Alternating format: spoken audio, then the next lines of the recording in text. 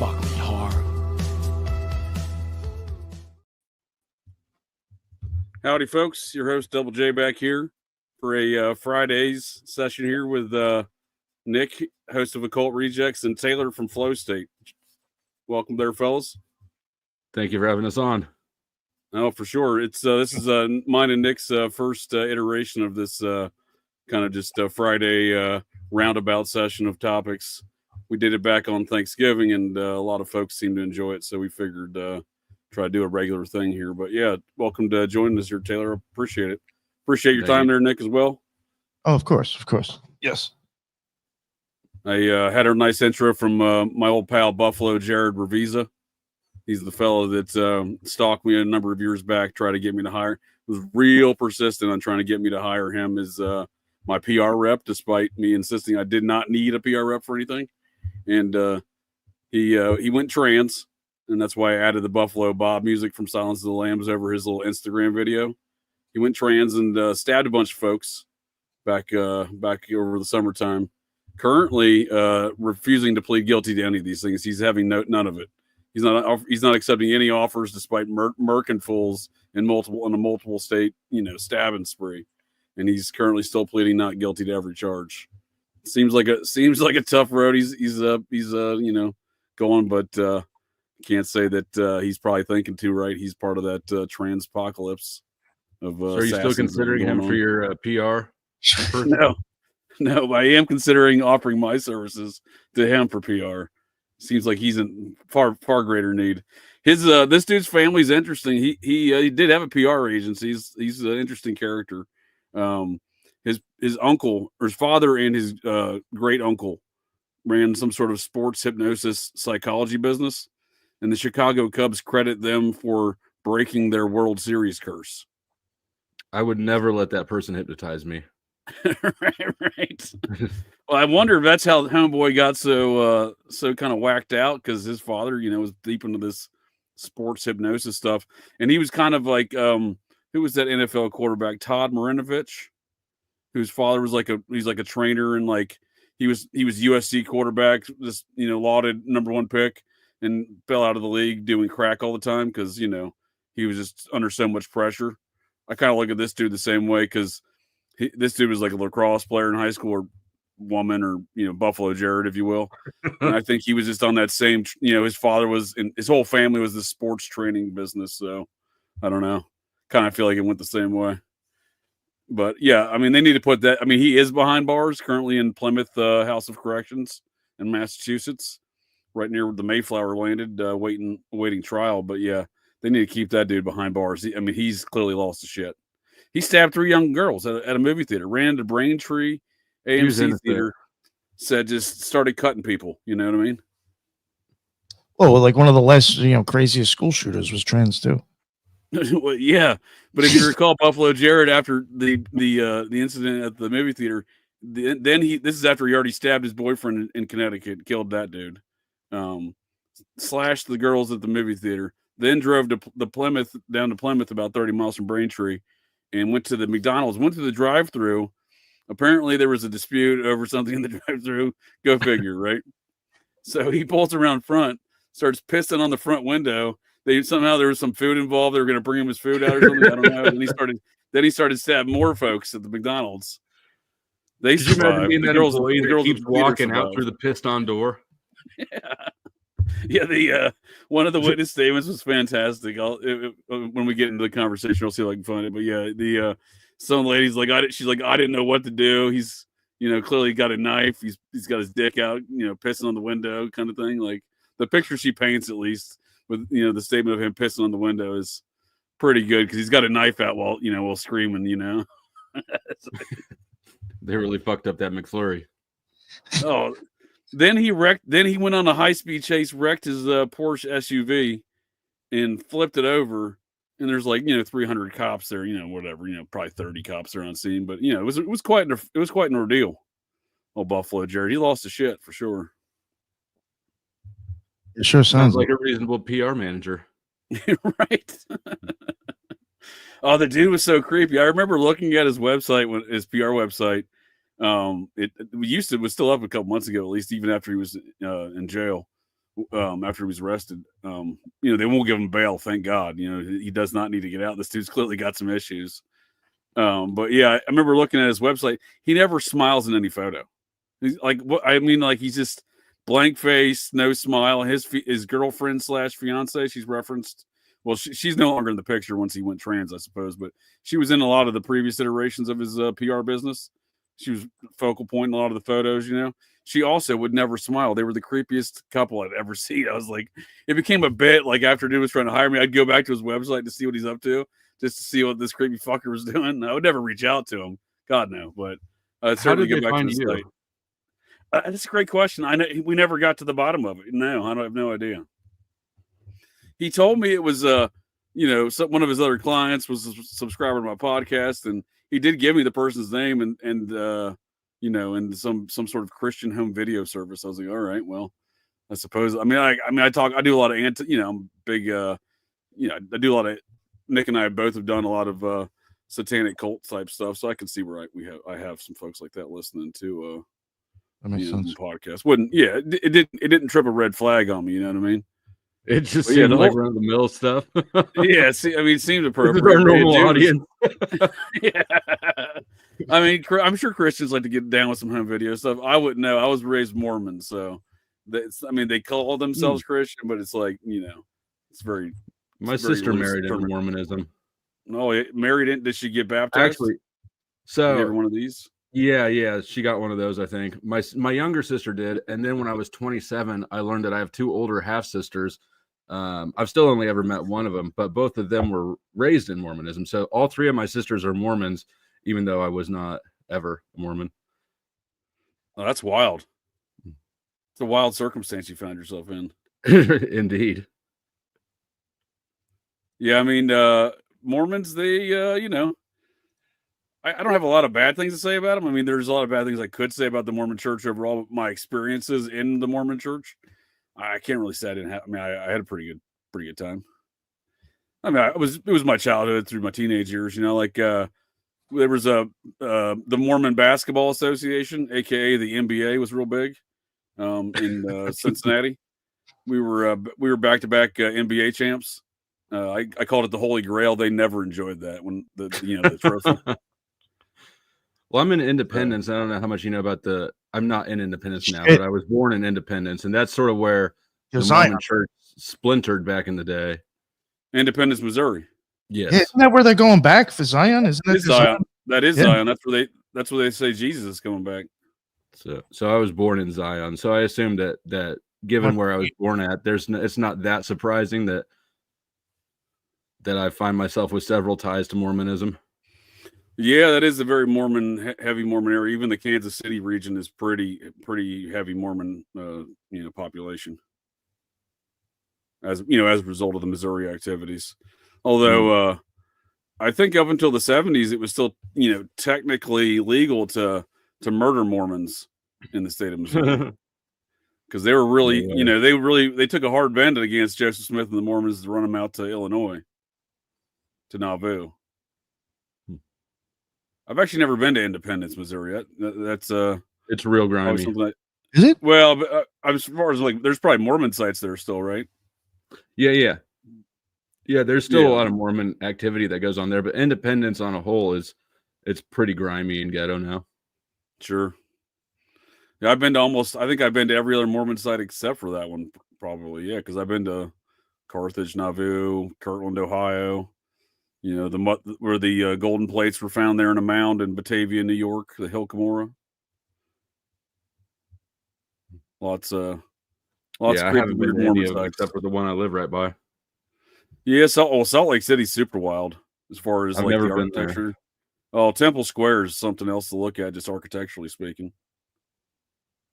I have to check that out. Got some weird I'm tunnels underneath. Blacklisted from the Mormon, the missionary list. How'd you do that? Because they came by one day when my younger sister was engaged, right? Because non-Mormons are not allowed in the temple. And so there was some clashing over how they were going to do the wedding. Were they going to do the secular wedding first, or were they going to do or vice versa? and so at that point in time, the Mormon missionaries ended up coming by, and I had a lot of thoughts on my head for them that they could not answer. So they said that they were going to go get their priest, whatever the high priest is of the region, and come back to answer my questions. But that was like 5 houses ago. I've lived in 5 different places since then. They've never come back to visit me at any one of these places, and I've seen them going around this neighborhood. So I know that they're around here. They just sort of skip over my house anymore. So yeah, they mark you as part of the devil. They're like, oh, that guy's got devil questions.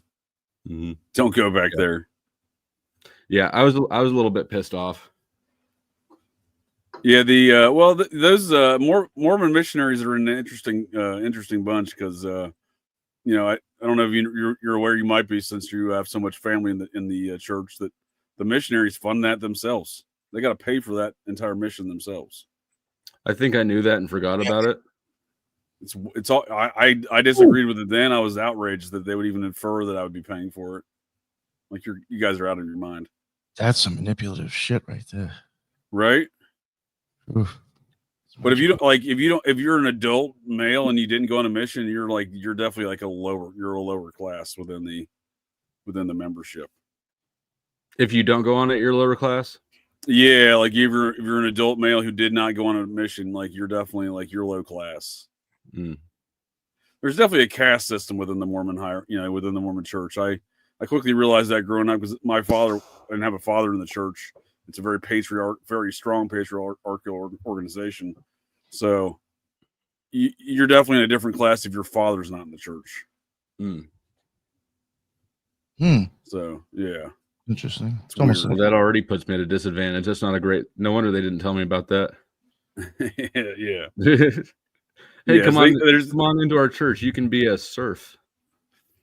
Well, they didn't let any folks of any sort of colors in there until 1978, I believe it was. We had a black family in my ward growing up, and for whatever reason, their father just decided he was just going to stand in the back the entire time. Like I think it's because that's because he'd grown up that way. Because until 78, like, you know what I mean, until just a few 6-8 years prior to this, you know what I mean, he was still having to stand in the back because they weren't official members.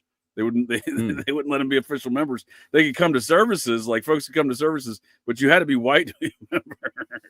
People kind of gloss over that. I had no idea about that. That's pretty wild. Scientology is very much the same way, and I mean, I suppose to a certain extent Jehovah's Witnesses, but not, I don't think as much.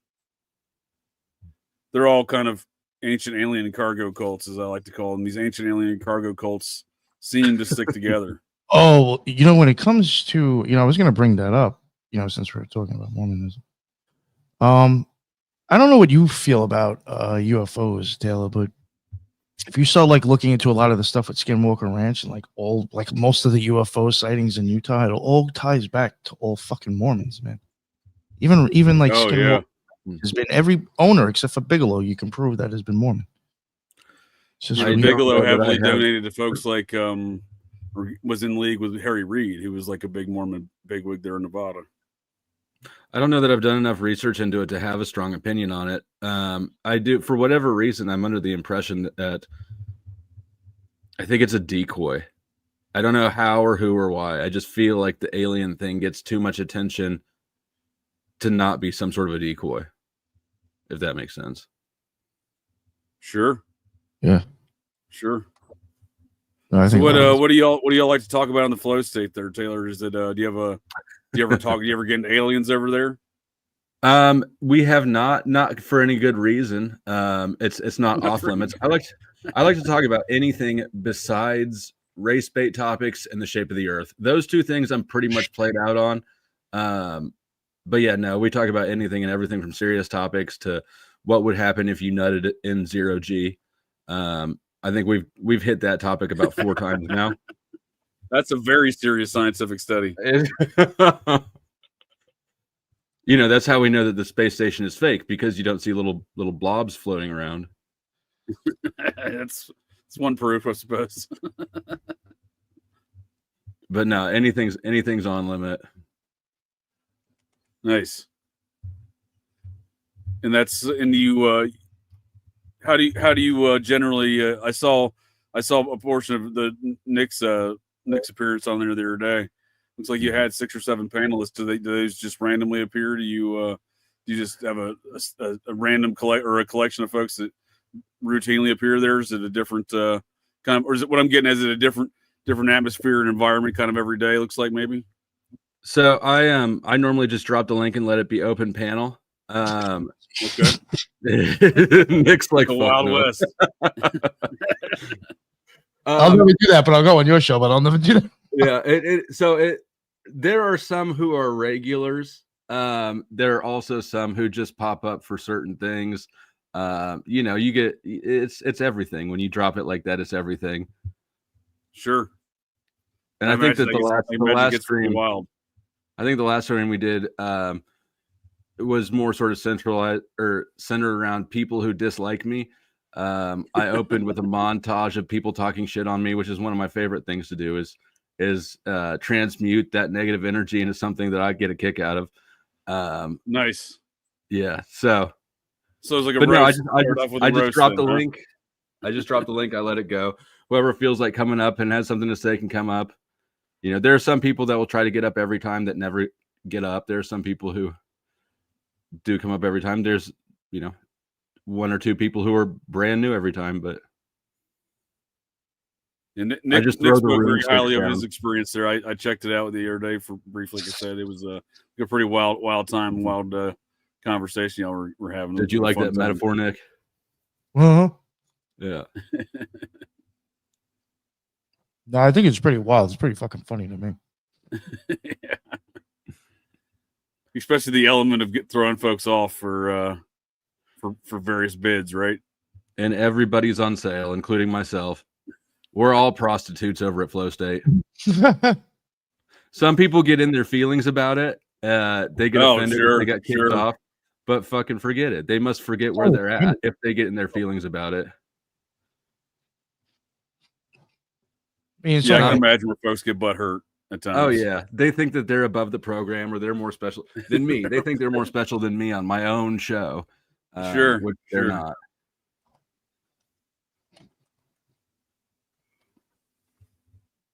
I'm just trying to catch up here on some of these comments that are flowing through the chat here. So what do you got there, flatline fiend there? What do you got going on there, Nick? What's up on I like the alliteration. I enjoy the alliteration, the double F's there you got. Yeah. What's going on in Occult Rejects? What's up next on there? I know this week I think we're gonna go live for it. Occult symbolism with scorpions and snakes with Mario from Symbolic Studies, and I think we're gonna have me, Headless, Jen, and Lisa on that show. So that should be fun. Nice.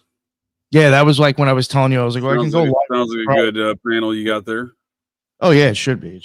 Because the one good thing too is that like when somehow it's like whenever Lisa like brings the scientific stuff to it, it always seems to like somehow match like occult symbology in a sense anyway. So I do look forward to that. Yeah. I'm actually going to be talking more ancient alien cargo cults next on Operation GCD on Wednesday with help me out with his name. Raised by Giants. I done forgot his name. Oh, right backwards. Right. Thank you. Yeah, I want to get him on. A total blank there. I'll say we had a conversation with him on Occult Rejects regarding his JFK documentary. Nick, don't light that cigarette until you make sure it's pointed the same way that you want. Yeah, you saw that, right? I did that shit earlier. I think I might have did it. But yeah, Ryder, you talked to Ryder about UFOs, right? Didn't you all have a podcast about UFOs? Yeah, that shit was pretty impressive. Yeah, he's got a very extensive knowledge on the UFO culture of America and the psyops involved, and as well as the ancient alien cargo cults that exist. All these. What is the cargo cult thing? What is that? So it's basically the Mormons are an ancient alien cargo cult, for example. So it's basically are you familiar with like Pacific, like during the World War II, these Pacific Island cargo cults? Where so like during World War II, all these planes were hitting the South Pacific and just dropping airlift supplies and food and big crates of things on parachutes right out the back of the cargo planes. So they're missing their targets. They're landing on these random islands that have never even had outside contact before with these indigenous folks that live on these small little islands throughout all of the South Pacific. So these little islands were getting these crates marked GI Joe full of food and rations and stuff like that. They started building an entire religion around this sky god named GI Joe. They would drop them. They would gift them these magical gifts of food and whatnot. Because are you making they've never heard of anything, right? They've never had outside contact. So to them, this is some sort of magical religious process. That's wild. So they do these dances. They have a whole ritual dances they do to get the GI Joe sky god to drop more supplies. They build. Since they see the planes that go by that drop the supplies, that plane becomes like a god figure. So they build little effigies of the planes. They build runways and stuff for the god of the plane to come back, the GI Joe god. So it's kind of an interesting dynamic of what that created. So in that same regard, there's these cults, these groups, these religions, if you will, that adhere to these very similar principles as the Pacific Island cargo cults, but in an ancient alien format, thinking that aliens seeded this planet and we can all go live on a different planet. For example, the Mormons teach folks that they'll get their own planet if they attain some sort of level of, proper life and Godhead status. And the other belief is like, it always goes back to in and around the dog star, the Sirius star. For example, the Mormons believe their God lives on the planet Kolob. It's right next door to Sirius. So it's kind of, I don't think I came up with the concept of the ancient alien cargo cults. I probably over-apply it, or I've probably applied it to groups that a lot of folks don't consider catchy. like Thelema, like Nick's old occult organization. He was a part of. That's often not considered as an ancient alien cargo cult, but it very much is. And like Scientology breaks off from that, and Scientology is an obvious example of an ancient alien cargo cult. They have a very thorough version of a space opera because L. Ron Hubbard loved to write science fiction. Right. But we did a show the other night. I like the handle ancient alien cargo cult. It's catchy, right? Yeah. Double A, double C. I like alliterations, my double J. We did a show the other night, kind of a third part in the series Nick and I did with another one of his co-hosts, Teresa from the Occult Rejects. And it was on a cargo cult, an ancient alien cargo cult funded by Wesley Snipes, the actor. And with other memberships such as like the band Outcast. And then after we did that show, the Nick, that's what I was telling you about. One of our listeners there on the show, one of our viewers on the show, hit me up with a connection to the Process Church, which is another satanic organization that also is doesn't get the necessary credit as it should as being an ancient alien cargo cult. But yeah, this was pretty interesting to me here, Nick. The whole performance there of Outkast, the 2004 Grammys, is referencing George Clinton, Funkadelic, and The Process in some song called Maggot Brain. I thought that was all pretty wild. Looks like some people in the chat know about cargo cults. Oh yeah. Well, I might be late to the party.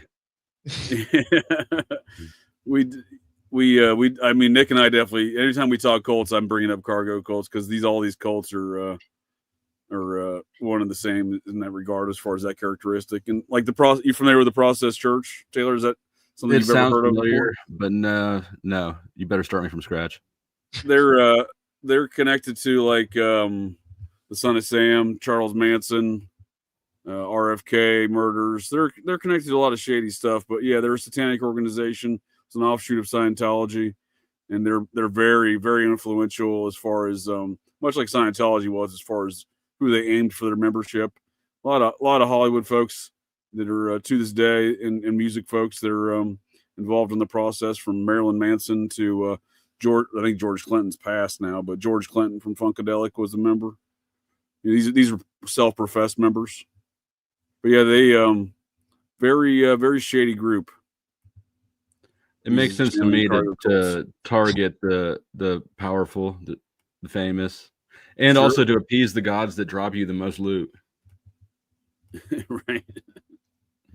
3-6 is an alien. 3-6 is an alien cult. Oh, okay. I don't know much about 3-6 Mafia.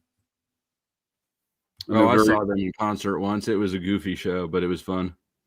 Yeah, their music's kind of different, right? They had a whole different kind of scene, right? That Memphis rap. Mm-hmm. Yeah, they just jump around on one foot and spin their towels around. Is that what they did? That's what they did the whole show.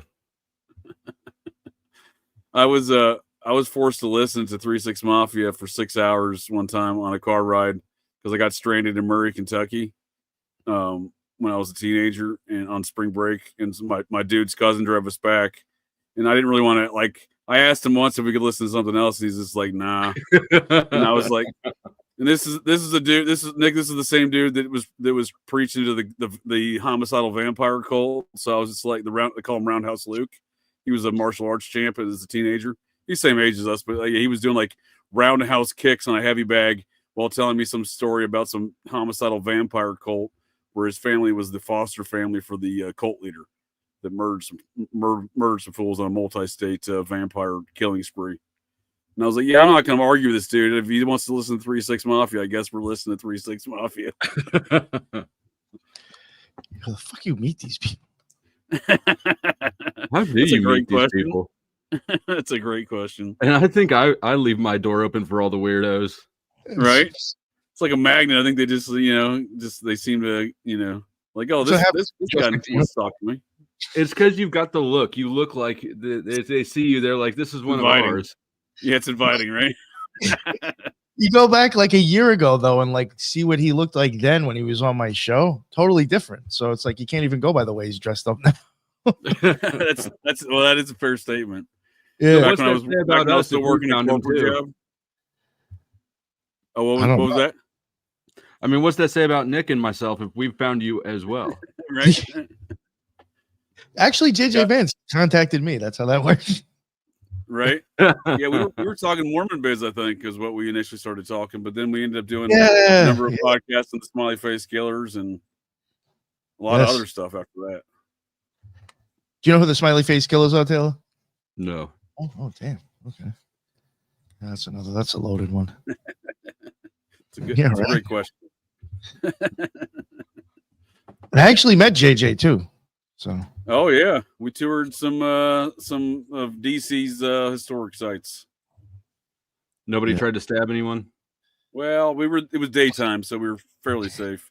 Although I asked Nick that every time. I'm like, you went out at night, dude? How'd that go? Yeah, it was a weird. It was a weird experience tonight down there, isn't it? Especially down the Foggy Bottom region. You're pretty safe down there in your the State Department, CIA regions of DC. Yeah, the area that I was in had like kind of like a 3 to 5 block radius that was like really nice, but then like it got weird and then nice again. Right. Really weird. Yeah, you were right by like GW University. Yeah, that area was screwed up, kind of. I thought. Yeah, it gets kind of questionable over there for sure. Connecticut Avenue. Unfortunately, the very liberal. That'll be my old stomping grounds there for years along that Connecticut Avenue stretch. I've seen some shady shit go down there for sure. It's only gotten more questionable over the I lived there. Shit, I moved out there a decade ago, so it's only gotten worse since then. I told you the actual DC area. I told you I went into there was a store there, something with the 93. Fuck, what was it called? I told you about that, right? I don't think so. Yeah, it's like I think it's like a vape store. They might actually have had weed. I didn't even. It's funny. I really didn't even hang out in the store because I was like, all right, this did get a little bit weird. And I even did this myself. I was like, DC's got real international waters with their drugs there. It's weird. Yeah, I saw pot this just in a random store. You may not even expect to find pot. You're like, oh wait, you guys are selling pot here? And real quick though, like you know how like 93 is with the Lima? Right. Yeah, that's a big Crowley one, right? That's from like 9/11 and shit, right? Yeah, well, he has 93. I mean, not to get into it, but like that's like, they use that in the O.T.O. a lot, 93. So when I saw that, I was like, nah, could they really like be that And this blatant? is a store in DC. Yeah, I'm trying to find the name of it. It was like a District 93, a vape shop. There we go. District. So I saw 93. District 93. I was over there. I don't know. I think it might have been like maybe before dinner or something. I was going somewhere, and I saw the store, and I was like, "What the fuck?" I was like, 93. I'm like, nah, that can't be like that. Like, what's the odds that the place has 93 in there, and it actually has to do with the O.T.O? And I walked in there. Street. Yeah. I just remember I saw it. So I walked in. Questionable neighborhood you were in. I walked in, and it was well, for one, it was all black dudes. Well, And like girls staring at me, neighborhood, you know. Yeah, and they're like looking at me like, "Where you fucking lost?" Yeah. And I walk in, and I was just like, I'm looking at him, and I'm like, I saw the 93 outside, and I was like, maybe, and I showed my tattoo, and that's like, you know, Crowley used that for you know, and shit. So like they knew, and they looked at me, and they're like, 93, brother. I was like, holy fuck. And I was like, this is real. Like, holy shit. Very possible. It's very possible. I was like, wow, like this actually, like I just thought they were going to think I'm some crazy dude, and they're going to be like, I have no idea what the fuck you're talking about. But like I was like, holy shit, this place is owned by Thelemites. Very possible. And I was like, yeah, I was like, you got a nice store. Have a good night. I left. Due to the symbols on the Comet Pizza sign, I always thought that was, you know, the occult looking symbols on the Comet Pizza sign. I always assumed that doubled as some sort of occult meeting place. Oh, I mean, when we went past there was already something. You should tell, yeah. Why don't you tell Taylor about the your friend you met there in front of the why is it my friend? I guess because you stopped to talk sounds to like him. It's your friend. yeah. We're like, all right, so this is I saw that train kept cruising, fella. Have you ever heard of like the whole story behind Comet Ping Pong or Comet Pizza? I think so. Yeah, that was like when the kid got like arrested. I think like he walked in with like a gun or something because he was looking for the basement because he thinks all this shit's going on in the basement. Ron with a great comment. JJ undercover. And so me and him, it's like, I mean, if you're a conspiracy theorist, you know what this place is, and we were right over there. So he's like, oh, let's go just walk by or whatever. And like it's known to be like kind of like associated with weird, creepy sexual shit with younger. So this is Comet Ping Pong. Yeah. In DC, James L. Fonse's shop. Yeah. So you went there. Well, we walked past it. We're walking up the side of the place to make a left to like kind of come in front of it. And like right on the corner, there's this. I mean, what would you a cross dresser? I mean, I don't know what the fuck. I'm gonna say a 300-pound, nearly 275, 300-pound male with a more than a 5 o'clock shadow. And definitely dressed on one of those little scooters. I don't know what he was saying. I immediately said no, thank you, and just kept going. He goes like this. He's like, pick a number between 1 and 3. And like for some reason, I'm like, let me just entertain this fucking nut job. So I said 2, thinking like it would like end there and like they would say something. Nope. They started to pull out like a fucking calendar or some like planner or something, and I forgot what it said. It's like, oh, can you look at this? And then JJ's like, yo, you said something like, I ain't got time for this, or we ain't doing this right now. I ain't got time for this shit. Yeah, you're like, yo, I ain't doing this right now. Then it just I get real offended with anyone that ever asks you on the street for anything, you know. I was telling Nick one time in New York City years ago, I had some dude follow me for 8 blocks trying to sell me a mixtape, you know, from Chinatown to like Midtown. I was like, dude, I thought I get block 6. I was like, dude, if we're gonna fight, let's just do this. You know what I mean? Like, I'm not trying to get stabbed, you know, over some fucking mixtape that you're demanding I purchase. So you got chased away from Ping Pong Pizza by Comet Ping Pong by a massive tranny. Yeah, kind of. Yeah, linebacker size. Possibly. I did. Before I left DC, I did go in there and walked into the bathroom and tagged it with my podcasting stickers. Oh, that's right. Nice. I remember that. Now somebody will see that and be like, oh, they must be involved with all the horrible things going on here. I played a beer pong tournament there, but I think if I recall correctly, looking back to see when Alefontis bought it, it was about 10 months for Alefontis bought it, like 2006. I was stationed. I'm retired from the Air Force. I was stationed in DC for, I don't know, 6 years. I had somebody pull you know how you can do birth charts with places as well? I had Sure. somebody pull my birth chart and cross-reference it with DC's birth chart, and she basically said, "I'll never have anything good happen in DC." So I haven't been to DC since then. Okay. July 16th, 1790, I think, right? Was DC's birthday? Something like that. I'm not sure. I talk about it a lot that on my podcast. In fact, Nick's joined me for a number of those conversations talking about the birth of America and the secret society that started America, the Society of the Cincinnati. Yes. It was, George Washington's officers of his army. They started like a modern day knighthood. I've never even heard of that. Yeah. You've heard of a lot of people from that are members, I assure you, but yeah, it's definitely it's a secret society for sure. Folks do not like to talk about it. They have a headquarters there in DC that Nick, you got some footage of that, didn't you, when you were? Oh yeah. I got footage with you, and I went back to that place probably twice by myself. I filmed it with like every I had. Yeah. Yeah, yo, you know what I noticed that was weird about that one that I don't think we caught when I walked in there and filmed like the back part, like kind of like that vestibule thing. There's two different, there's an entrance or an exit, or I guess you could use each one. Oh yeah, we did. Oh no, we did. We smoked. We definitely smoked a lot of fatties in Cincinnati.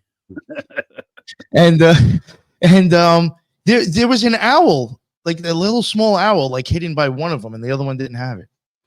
I almost catch that. I was like, oh shit, look at that little fucking owl up in there. Yeah, there's definitely a lot of weird stuff going in that building. Like they have a secret passageway. They don't always tell you about it in every tour. I've had tour guys I've asked, and they're like, nah, we don't know what you're talking about. But then other ones will show it to you. There's a whole network of secret passageways behind the main areas of that home that former home now turned into the headquarters and museum of the society. That do you remember when Ruth Bader Ginsburg went like off the radar? Just everyone was like, "Oh, she's probably dead." No one had seen her in a long time. Yeah, she like during that period of time. It was like the 6 or so months before she died. She made like very limited public appearances, like maybe 2, maybe 3, or something like that. One of them was to officiate a wedding in the gardens of the Society of Cincinnati headquarters, and I got a picture of it. And I'm like, well, this is fucking weird. It was a Democratic big DNC person's, I forget which one. Someone in the DNC's daughter was getting married, and they got married in the Society of Cincinnati's gardens there, which, it does rent out. I just think that, at a time with all the politics that were involved in that situation, it was somebody taking a piss on liberty, but that's my opinion. Yeah, I never even heard of that. Bacon cheeseburger. Yeah, they're an interesting bunch for sure. I mean, I think they're far more involved in pulling the strings on things. Like a lot of times people are like, "Oh, the Freemasons," which fair enough. I'm sure they got enough things they've done and whatnot, or conspiring and whatnot to do. But I would say that society, like there's only a few presidents that have been Freemasons, but every U.S. president has been a member of the Society of Cincinnati. So, and everybody's heard about the Freemasons, right? So that tends to indicate to me that it's not the thing if everybody knows about it, right? Exactly. That's a good metric to go by for sure.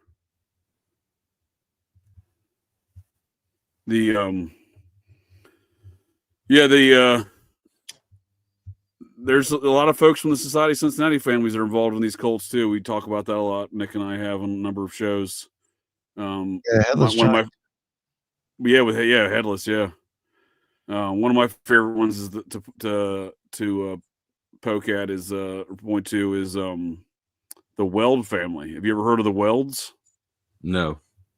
They kind of invented Massachusetts. They're like the family that invented Massachusetts. So like during the Revolutionary War, the headquarters. It chose a funky shape. Right? You'd think they could have done a little bit better geometry. Yeah, well, I think a lot of that stuff shook out because a lot of those people up there were all family, and they all just like fuck you, I'm going to go start my own state. That's how Rhode Island started, and that's kind of how Connecticut started, right? Between them, so they ended up carving out what Massachusetts used to be by saying "fuck you," I'm going to go start my own state. So the Welds were the ones in Massachusetts, and they've had a couple years ago, 2 elections ago, there was a Weld that represented the Libertarian Party, ran for president, former governor of Massachusetts. But the one I like the most is Tuesday Weld. She's one of the individuals the Satanic Bible is dedicated to, Anton LaVey's Satanic Bible. She's in my opinion, a very powerful individual in the Hollywood cult circles, kind of pulling strings on cult influence on music and movies and whatnot.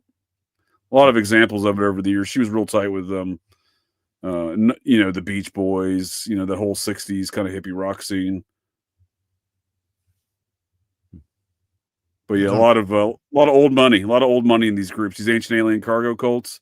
It's not people off, the people that are at the kind of the upper tier. This is all old money, blue, quote unquote, blue blood folks, that kind of thing.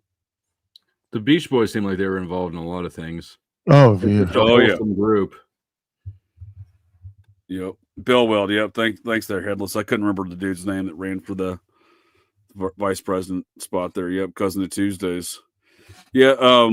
The Beach Boys. Yeah. They kind of get by without, they have a very clean, reputation to this day. And it's kind of beyond me. It doesn't make a lot of sense, right? Yeah, kind of tacky music too. I didn't like it. I've actually seen the Beach Boys. I thought it was just as boring in concert as it is over the radio. Yeah, and the interesting. Well, did you think it sounded very similar? Because the interesting thing is, supposedly they're not the ones on the albums. It sounded the same to me, but I was 14 or something. I didn't want to be there. Sure. Yeah, because most of them are long past now, huh? Yeah, agree. It's pretty boring music. Yeah, it was very kind of. I mean, it's produced by that creepy dude who murdered that broad in his Hollywood mansion foyer. Phil Spector, The Wall of Sound. He's supposedly the one that produced all of those kind of 60s hits with his studio musicians, and not the front bands, not the Mamas and the Papas, not the Beach Boys, not the Beatles, not the you name the 60s act. It was Phil Spector, and it sounds like commercial music or something. Oh, big time. Yeah, that's what he was. He's the one who kind of created that commercial sound and all that pop 60s stuff too.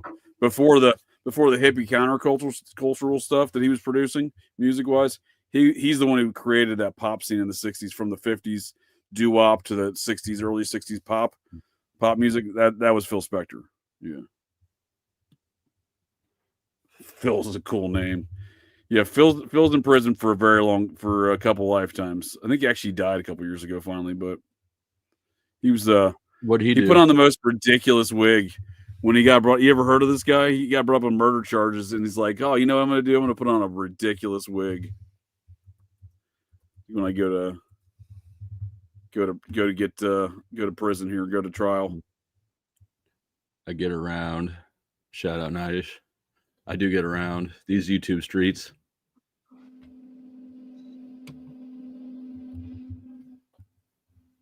No, I can't. Why is this picture not want to come up? Aha. Yeah, this dude is. When he died, he owned a lot of the Beatles catalog, which I've yet to fully kind of understand how that worked out. I thought Michael Jackson owned a lot too. I know. So that was a big thing, right? There was this remember the big ordeal between Jackson and Paul McCartney trying to, fight over who's getting the rights to the Beatles stuff. That's weird, because it seems like this dude owned the majority of it. They were arguing over 20% of the catalog, and this dude had 80% of the catalog or something along that. Yeah, he was definitely tied to Polanski for sure, Ron. Yep. I mean, the whole scene there, he was the guy involved with all the people that were involved with Polanski as far as the musical acts in the Laurel Canyon scene. So there's no way that those two wouldn't have known each other, in my opinion. But I think I look at Spector as the head of the creepy cult stuff on the music side. He's like the musical version of Bob Evans, Cocaine Bob. That sounds like a fun dude, Cocaine Bob. Cocaine Bob was he was the party guy in Hollywood for many years. Yeah, I mean, he was the guy. He's the guy that made The Godfather, had a Paramount that produced The Godfather. Rosemary's Baby was his first one with Roman Polanski. The satanic, weird film that was filmed where John Lennon was murdered at the Dakota building. Yeah, I don't know any of that history at all. I just know that Cocaine Bob, if you just say Cocaine Bob to me, I'll party with that guy. Cocaine Bob. Yeah, Oh, this is the musical version of Cocaine Bob. This is Phil Spector. Yeah, look at this preposterous wig. Can you imagine going on a murder trial? You're like, I'm going to wear this wig. It's going to make me look real normal. That thing's probably 4 pounds of hair. Right? It's pure horsehair, probably, or some nonsense with this guy. Yeah, Cocaine Bob Evans was really prominent in Hollywood all the way up to his death, and he was deep into creepy shit. He got indicted on some murder charges in the 80s. Hired one of OJ's attorneys, Robert Shapiro, dodged those charges, pled the fifth, and somehow that worked.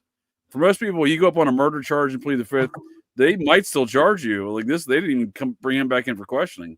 He's like, I plead the fifth, and they're like, that's fine. We have no more questions. That was our star witness. You were our star witness against you. Oh, it was a huge coke deal gone bad. They murked a couple fools. There were Larry Flint's old bodyguards, the Hustler magazine. His bodyguards murked a couple fools, and related to that coke deal with Bob Evans, but also related to this fat. I think she ran like a phone. She was like a phone sex operator. This is like 1983, so phone sex operators. That was probably a lucrative business at the time. And she was, she was like blackmailing some of her clients. So the same team of mercenaries, Larry Flint's bodyguard team, that were for some reason involved in all this, but Larry Flint never really had to answer much questions. It seems. I can only imagine the blackmail that dude had. Did you guys ever? But yeah, they murked this phone sex operator, and it turns out she was communicating with the Vatican. And she was also, I think she was also a dude who's a trans thing. I don't know. It was orca fat person. Hard to tell at that point when they get that big. She was in these weird kind of these exploitation films of the 70s, which, I think there's a lot of the drug and sex trade, the recently like legalized pornography trade kind of thrived through money laundering in those exploitation films in Hollywood. So just a weird epicenter of activity with those films because pornography being illegal for so long, and then suddenly, like, they could bring their activities they were already doing, but like above ground, so to speak. When was it illegal? I think over like the mid to late 70s, it was legalized kind of across the nation.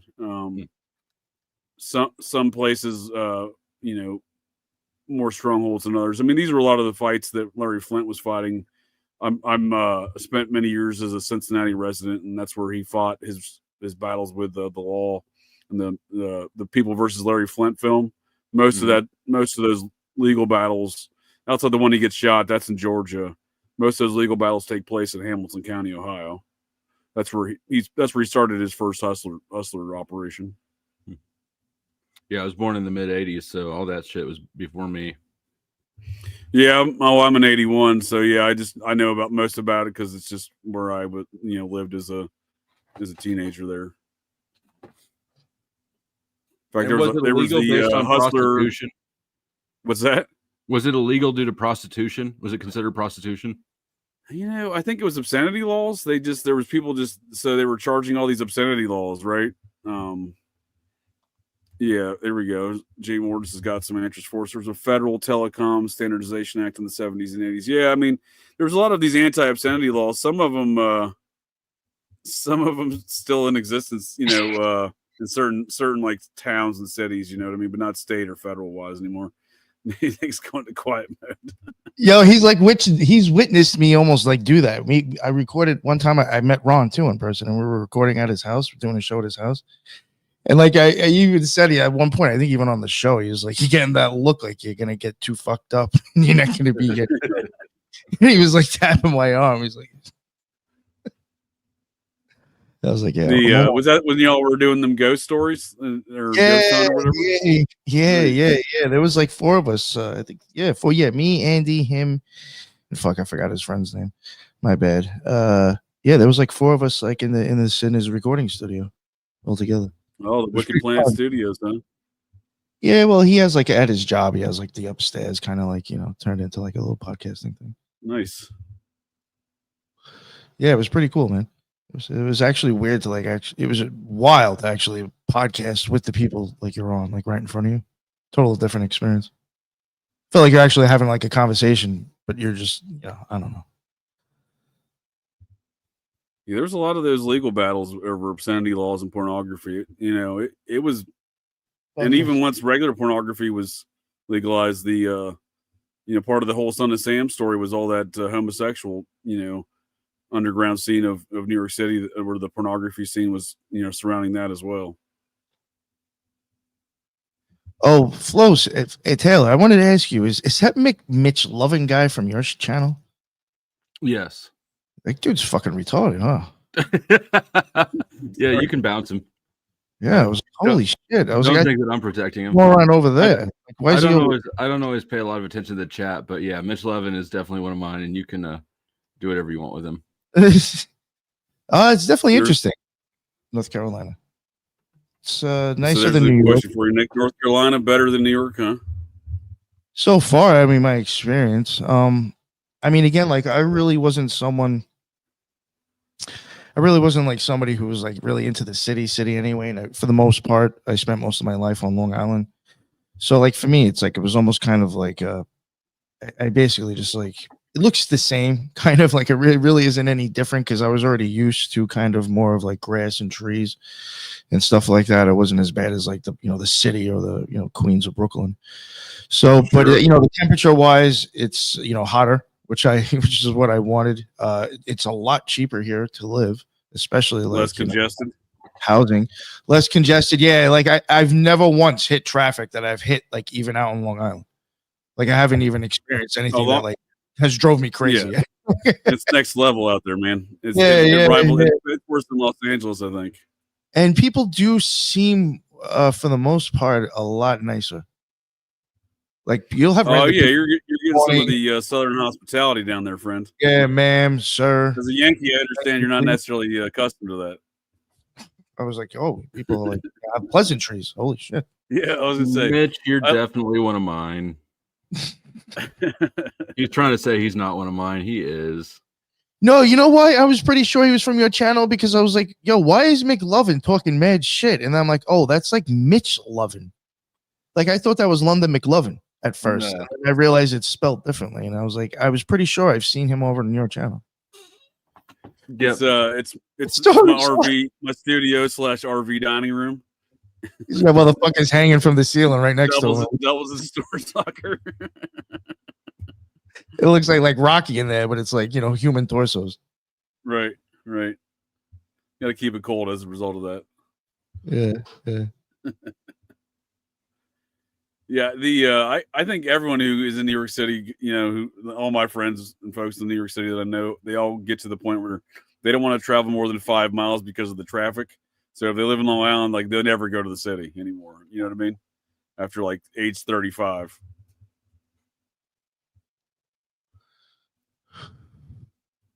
I don't know. I've never really been up there. I was never been in New York City. It's definitely worth. I've never been north of DC on the East Coast. Yeah, I can see that though. It's cold, Ron. It's real cold. So it's getting cold, and yeah. I mean, I love New York City. I used to be a regular there when I was stationed in DC for years. I'd get on a train, go up to New York City, and drink the whole weekend with some friends and whatnot. And it was pretty nice. But I remember as a child, New York City being real rough, and then it being real nice. And now it's kind of rough again. You know what I mean? But like that nice era in the early 2000s, or I guess all the aughts, into the early teens. Like it was, it was still a pretty decent city. You don't have to worry about you can go out and not worry about getting stabbed. Where's the fun in that? Part of the excitement, judgment night. Like the early to mid, like probably from like 93 or maybe 94 on. I mean, me and my friends used to go to raves a lot out in the city, and like we had no idea what the hell we were going. We were just following the directions on the flyer. I mean, we ended up realizing later on, like we kind of walked through like areas that may not have been considered that great, and we never once had a problem.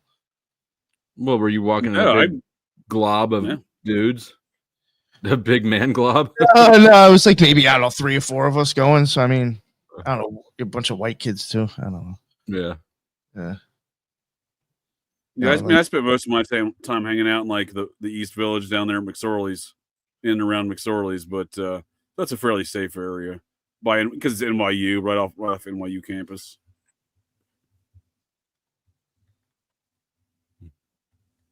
Yeah, I actually. What was it? Where is that? Is that over in The city or in Brooklyn? It's 15 East 7th Street. I'm sorry, I'm laughing at the chat. Now that was a Proud Boy. I was like, holy. It's 7th Street between 2nd and 3rd Avenue in the village.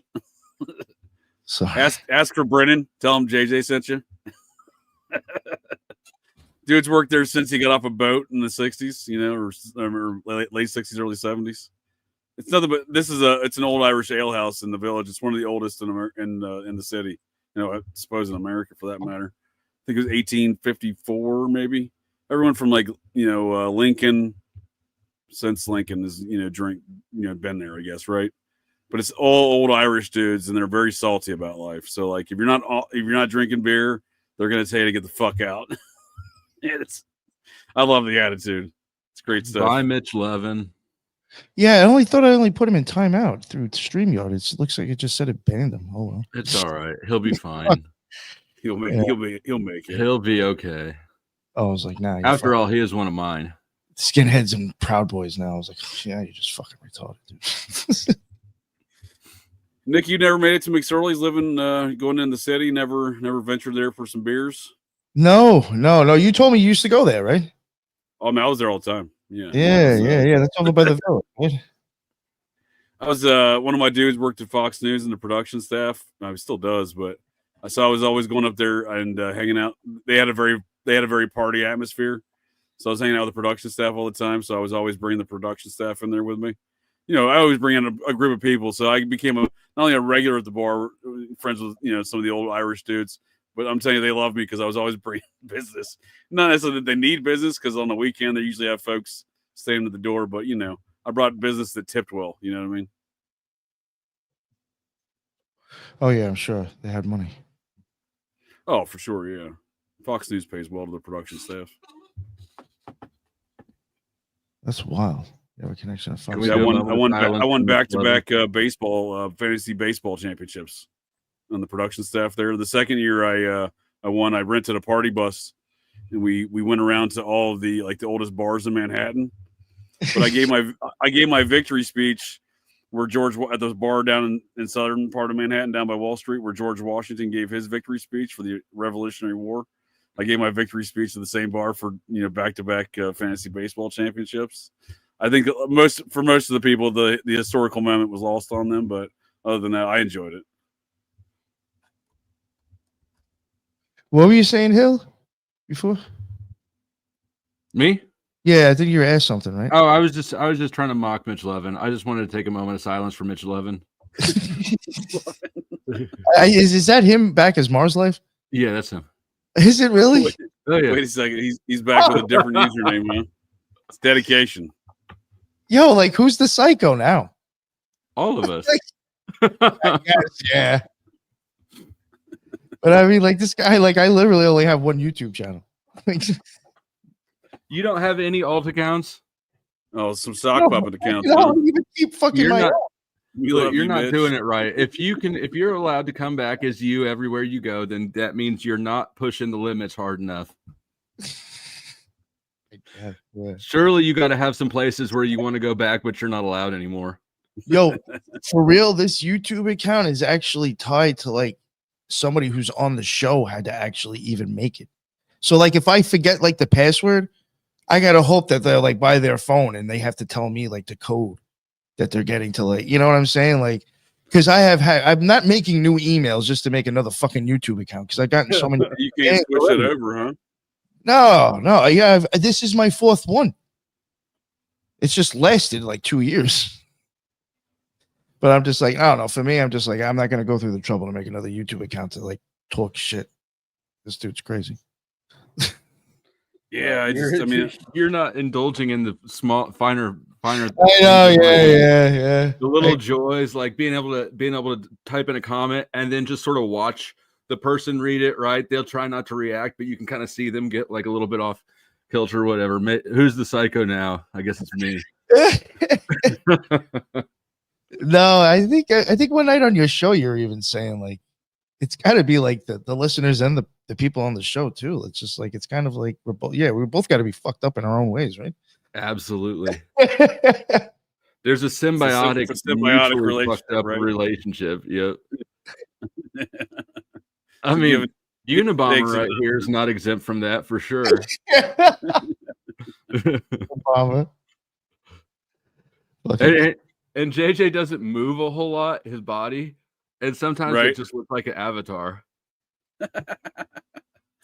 Yeah, I got a neck and a spine thing I deal with. I'm a disabled vet. I'm just disabled. I imagine that creeps people out when I don't move my neck all that much, you know.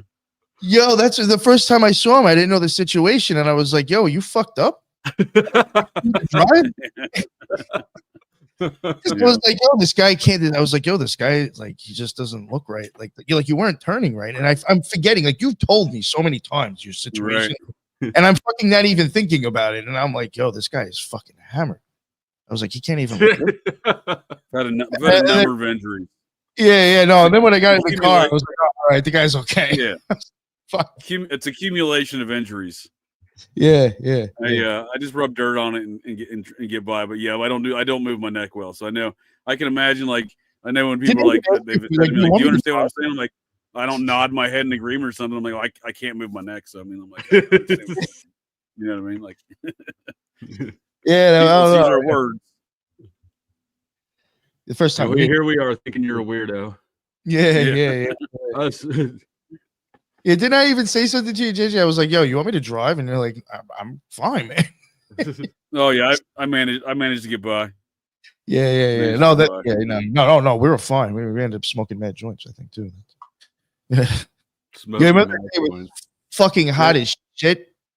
That one day, hottest day all summer. It was fucking retarded. 114 or something with the heat index. It was ridiculous. That was horrible.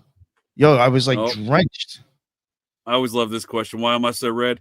I'm a Scotch Irish Cherokee man, and we're just red people. You're all the way around. Yeah, I got every shade of red going here. I feel that question my entire life, and it's funny what the conclusions people reach. Like sometimes it's like, oh, you must be overheated. Oh, you must be sunburnt. Oh, like one time my guy called my principal's office in high school. Immediately walk in the place, he called the principal's office. He's like, I know you did something. Your face is all red. What'd you do? And I was like, dude, first of all, it's cold outside.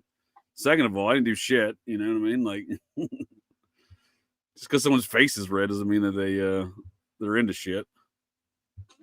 That sounds pretty racist of him. Well, yeah, for sure, right? What a bigot.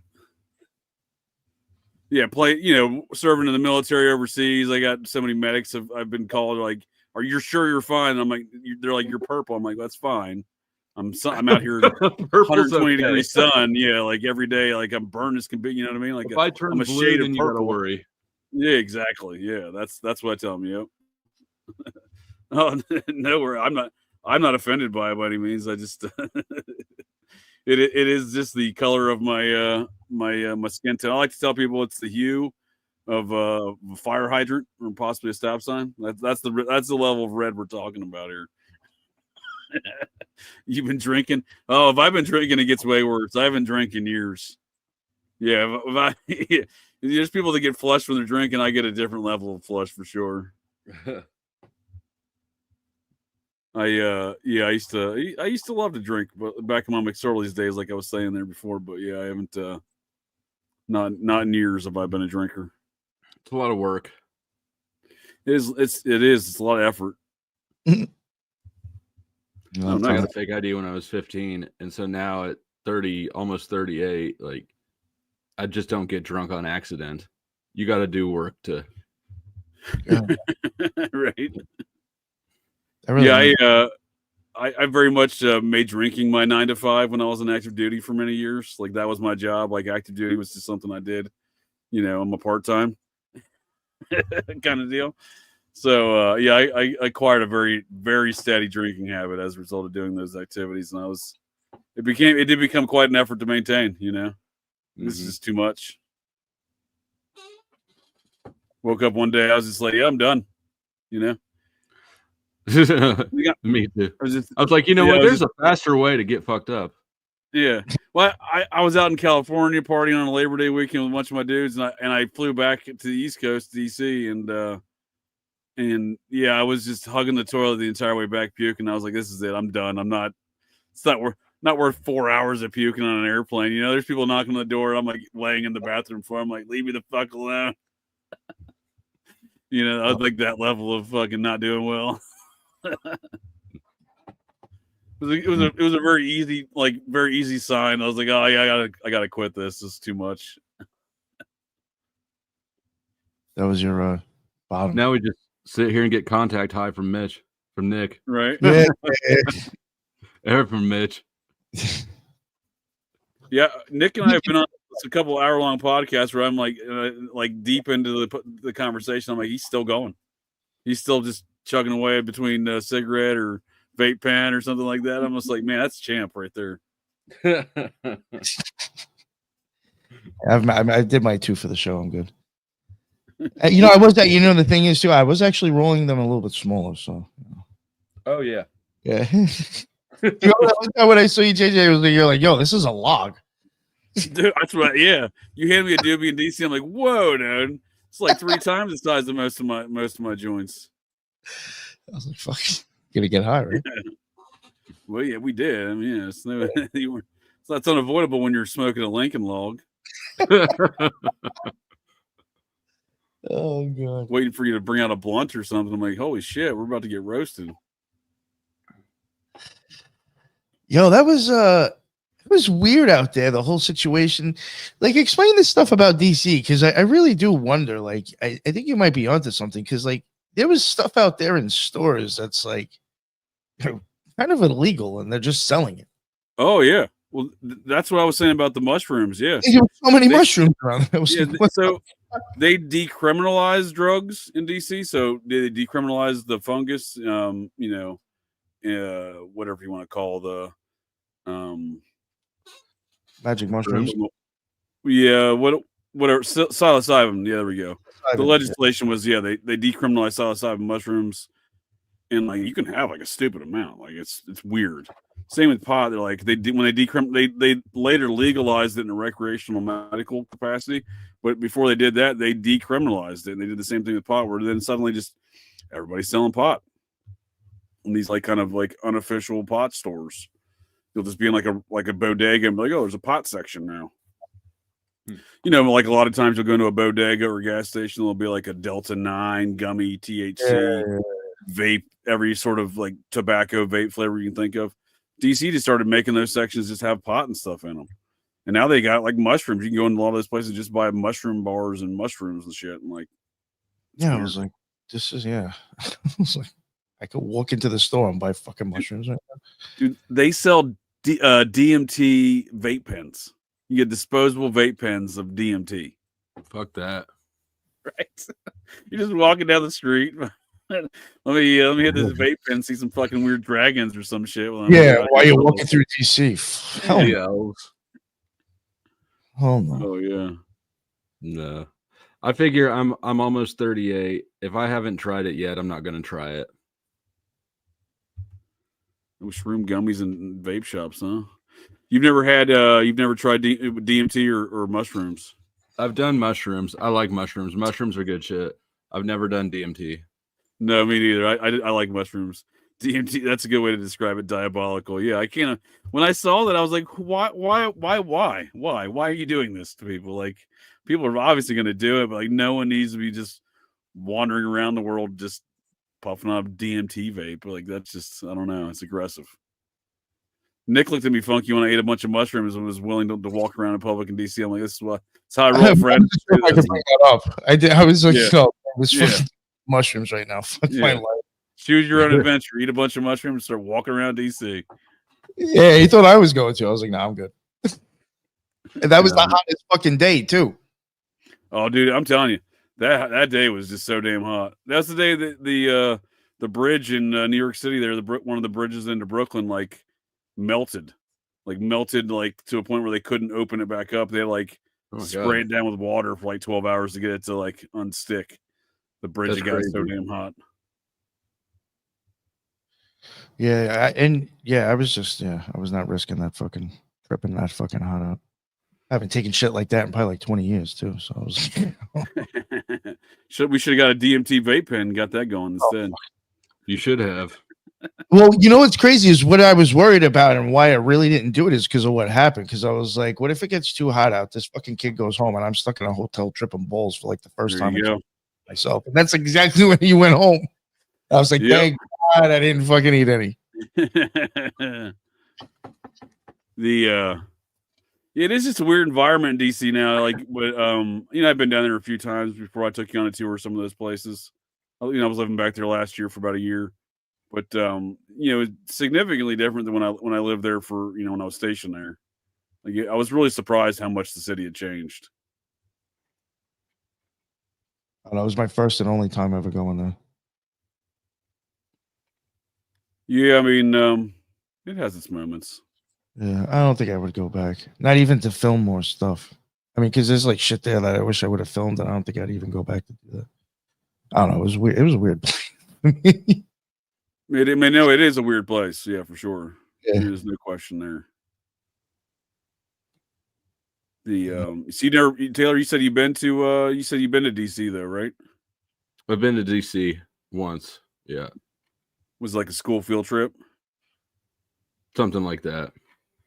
I feel like everybody goes there on a school. Like if you're on the East Coast anywhere, like you go there on a school field trip. I feel like. No, I'm in Kansas City. I had to go on purpose. On purpose. Yeah, I've had some weird experiences in that town for sure. There's no question about that. There's something that feels a little bit off about it. I don't know what it is. Yeah. I can't articulate it, but something feels off about it. That's what I'd say. I don't. Yeah, something was just. I was like, yeah, I don't. The air of creepiness. You just know something creepy is going on around there. I mean, if you look at the creepy shit that must have unfolded in that town over the years, like it is a pretty dark place. There is like a fuck ton of occult shit around there for sure. I mean, like just societies and things and architecture. It was laid out like a pentagram, isn't it? Yeah, I think so. Yeah, something like that. Yeah, there was a French dude, a member of that same secret society that started America, the Society of Cincinnati, Pierre L'Enfant. He was the primary architect of DC, I believe. Yale is nice. When I went out there to go film all the secret societies and shit and the architecture, that place, I would, if I didn't move, I'd go back again.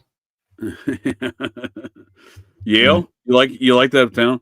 If DC's anything like Portland was pre-Chaz or Chop, it could fuck off. Yeah, it's a pretty good description of what it's like. Most of the town.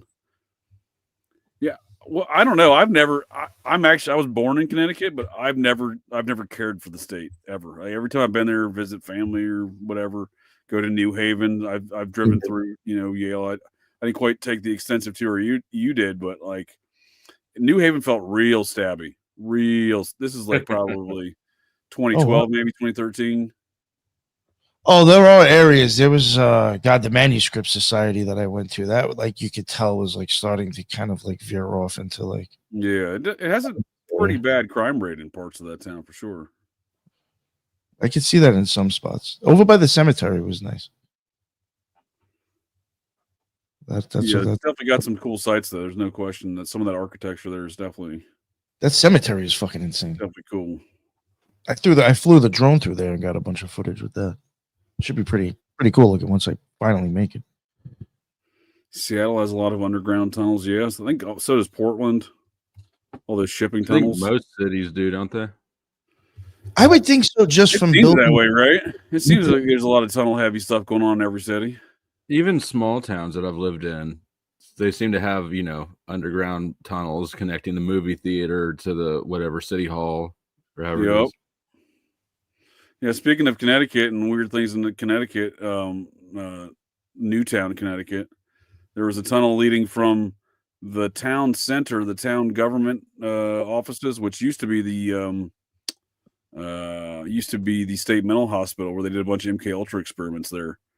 But there was tunnels from there that led over to the school at Sandy Hook. It's in the Connecticut State Police police report file on the event, and I'm like, what the fuck? Why are there tunnels? Why is the Connecticut State SWAT team clearing tunnels the day after a school shooting? What's going on there? It's in their own report. The day after the shooting, they're clearing tunnels underneath there, and it references how the tunnels are part of a network to go into the town. They go, go to other locations, like other buildings in the town.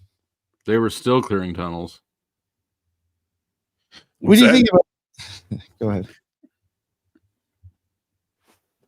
JJ. What do you think about the whole tunnel things with the Idaho 4 case?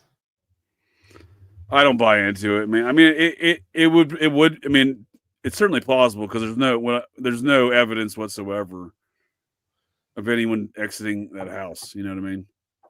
There's no blood. There's no sign of anything. That's not to say that they left through a tunnel, but I'm saying it certainly leaves the idea open. However, I don't think there's actual tunnels like leading up to that house.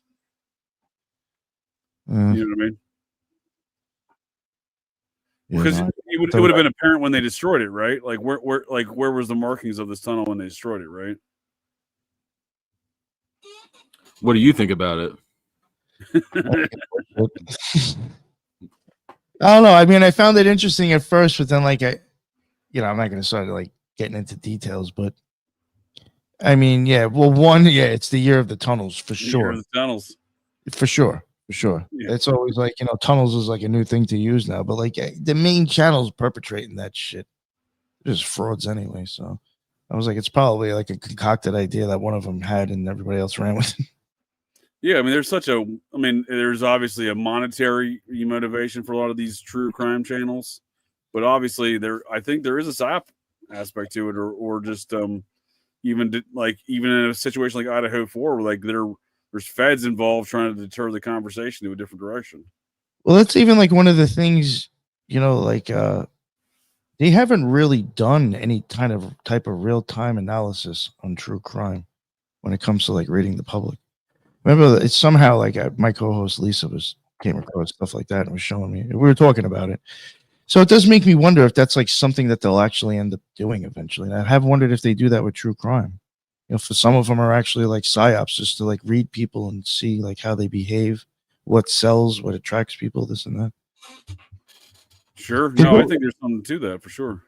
People who are into true crime are really, really into true crime. Yeah. Big time. They're real big into like throwing money around. It's women. Women love serial killers. Yeah. That is a good point, because most of the channels that I did watch, they were predominantly like women that would be in the chats. And I guarantee you right now, I could ask the audience, who's your favorite serial killer? And if they're being honest, every single woman has one. Sure. I remember you asked that, I think when I was on the show, and people were answering. Yeah, and people answer. Some of them, the biggest issue people had was limiting it to just one. Yeah, I think there's overwhelmingly seems to be a demographic of women that perpetrate these true crime stuff. Yeah, and there's a phenomenon of these women are marrying these killers in prison. Like even the Menendez brother, he had a wife. I was like, holy shit, he got married too, huh? That shit is crazy. Yeah, some of them get like head chicks. Did you see the comments about the Idaho 4 Fight Club, Nick? Did you have any thoughts on that? No. You familiar with that theory? What? There was a fight club? Yeah, that the frat boys all had this fight club situation going on, and that's where Ethan was at that night, Chapin. And they're actually, I've seen some of that. There actually is, some circumstantial evidence to support that.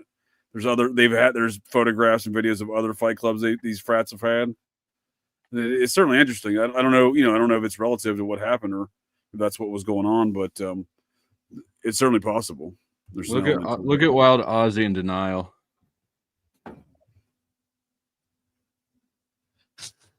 Wild Ozzy. I don't know. I'm not sure what they're referring to there. Having a serial killer. Wild Ozzy is denying having a crush on a serial killer. Yeah, that's what I figured. Mm-hmm. I see Ozzy asking something. Shoemaker killer. I haven't even heard of the Shoemaker killer. Oh. You heard of the Shoemaker killer? Mm-mm. Voices of God. Voice to skull. See, I do think, believe it or not, I do think some stuff like that happens. Is shit that I have seen due to the stuff that I guess Lisa was covering with the Austin smiley face killers. You know, and I don't Sure. think that we even like really pressed it too hard on the show, but there is things to like make you wonder about some of those people were voice to skull. Teresa objects to the claims of having a favorite serial killer. She says she loves them all, apparently. Yeah, Teresa already named one. But yeah, no, I do wonder if that stuff does happen, especially like you're getting into like, I mean, we have politicians in office now in power that are into true crime, predictive. What's that shit? It's basically like we're pre-crime. I mean, Trump is actually like in pre-crime, and you just see a lot of weird, shady shit with like people who are involved in, involved with skull technology and like. Basically, what I'm getting at is that if you're trying to sell pre-crime, it like might be worth it if you can cause the crime to happen for it to even be stopped. Just like I know it sounds crazy, but there was just a lot of things that we came across that really made me think that there might be voice to skull being used, and like people who are pushing pre-crime or making it are like involved as well, which was really weird. So you have to start wondering what's going on here. To a certain degree, pre-crime is already part of the justice system, where they use those metrics and calculating mathematical evaluations in which to determine whether or not someone's going to recommit another crime, and they use that in the sentencing guidelines. Yeah, I mean, really. Say that again. Oh, it was really Wild crazy. Ozzy is calling me a bit of a twisted fuck. I'm just trying to figure out how to be the most attractive man to the biggest swath of women possible. And if I have to kill a few people in the process, then I'll kill a few people in the process. And it doesn't always work though, because John Hinckley didn't get Jodie Foster after all. You know what I mean? You can buy his art on eBay and tickets to his next folk concert, but he did not secure the fascinations of Jodie Foster by Merck and Ronald Reagan, or trying to. So maybe that's what it is. Because Hinckley failed in killing Reagan, maybe he didn't get the girl. Is that what you're saying? Is that what's going on here? I'm not. Had he succeeded, he may have gotten Jodie Foster. Oh, I don't know anything about Jodie Foster. I just know that if I want to maximize my appeal to women, I need to up my body count, and I'm not talking about the women I sleep with. Nice. Talking some like Dahmer numbers, huh? Right. Couple I mean, or Bundy. Bundy seems to have more appeal than Dahmer. Oh, for sure. Certainly not Gacy, although Gacy had a couple dozen boys underneath his or men and boys underneath his although ever since that what is it, Mindhunter or whatever, ever since that show, it's really been about Kemper. Or Kemp. Oh, Kemper was a crazy dude. I've seen some of them interviews with Kemper. That dude is fucking nuts. Big dude. Big, huge dude. Yeah, Hinckley was a Bush cousin. More like Bushes or Hinckley's. I did not know that. Was that the dude that his wife caught him like choking himself with like the doorknob and like jerking off? You're talking about Kemp? No, this dude murdered his grandma when he was like 16 and went to prison for that. They let him out and he murdered like 7 more women or something like that. And he's massive. He's still alive. Yeah. Oh, is he still alive? Yeah, I'd see some older. Ask me how I know that. I know that because my girlfriend wants to write him letters or some shit. That's her favorite serial killer. She likes Kemp. Lots of girls like Kemp. Isn't that right, Tara? I think it was Tara down there who said, both of his grandparents. See, Tara knows. Kemper's really smart. I mean, he's definitely out there. Mm-hmm. I mean, I'm not saying he's not intelligent, but he's definitely out there. There's a disconnected nature to him talking in those interviews. Like he's there, but he's not there. Kind of almost. Does he have glasses? Yeah. Real tall. Like 6'9" or something like that. Yeah. Yeah, he's massive. Pause. He killed both of his grandparents.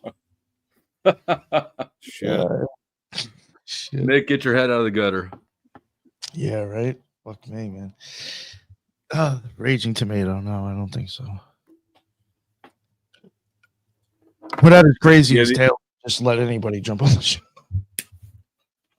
Well, that Kemper was part of that whole South Bay, San Jose occult scene, which seems to be there was a number of guys running around there at the same time, murking fools, almost like it was all very programmatic, Dave McGowan programmed to kill type stuff. Yeah. Well, it's a good way to sell shit to women. Yeah, and they always seem to strike during election years. You know what I mean? I had not noticed that. Yeah. Well, yeah, that or mass killings at least. Mass shootings. Well, I mean, every presidential election in America between 60. What's that? This one wasn't that bad though, and like nothing got burnt down. Yeah. Like I actually. Oh well, that's true. I mean, he's still. Yeah. That's true. Yeah. Who knows? You think something might happen? I think shit's gonna get real wild for the next couple of years around these parts. You know what I mean? Like, there's so much, dude. There's so much criminality that folks are legitimately frightened about with Trump. That Cash Patel appointment to FBI, I don't think is going to end well for a lot of people. Damn. What do you think, Taylor? You're really not into politics anyway. I mean, I don't pick it. I think politics is made for TV drama. Yeah. I think it's contrived. That doesn't mean that things won't happen. I think things will happen, but I think it'll be all contrived. Like January 6th. Yeah, I mean, I very much had that point up until Trump started changing the game of politics. I working in DC, and I'm not necessarily in a political position, but I was forced to deal with a lot of politics. At the headquarters position, I worked in managing money and shit for the Air Force. But the lobbyists, shit like that, congressional offices for, funding stupid shit. Anyway, there very much was one party, but Donald Trump is not part of that party. So he definitely is a disruptor, regardless of who he answers to or what he's answering for. You think? Yeah, he's definitely a disruptor. I mean, there's no question he's not part of the same group. I just saw him as a different. His vice president, my cousin JD Vance. I don't know. Keep an eye on that guy. He's a questionable character. First of all, he didn't become JD Vance until he was like 25. He was John David Bowman before that. And second of all, he's got some weird connections to Peter Thiel over the years. Yeah. Your name? No, I mean we are cousins. He is a Vance. I mean we are cousins. We're just the cousins. But yeah, he definitely had a different name until like when he served in the Marines. I think he changed his name after that. His mother's a Vance. I think he changed his mother to his mother's name as a result of. I never watched Hillbilly Elegy, so I couldn't tell you. I think they tell the story in there though. I think Peter Thiel's banging him out. Peter Thiel, he's a creepy bastard. That Peter Thiel. Yeah, he's got the hot stuff. I think he's gave him money. What is it? He gave her money.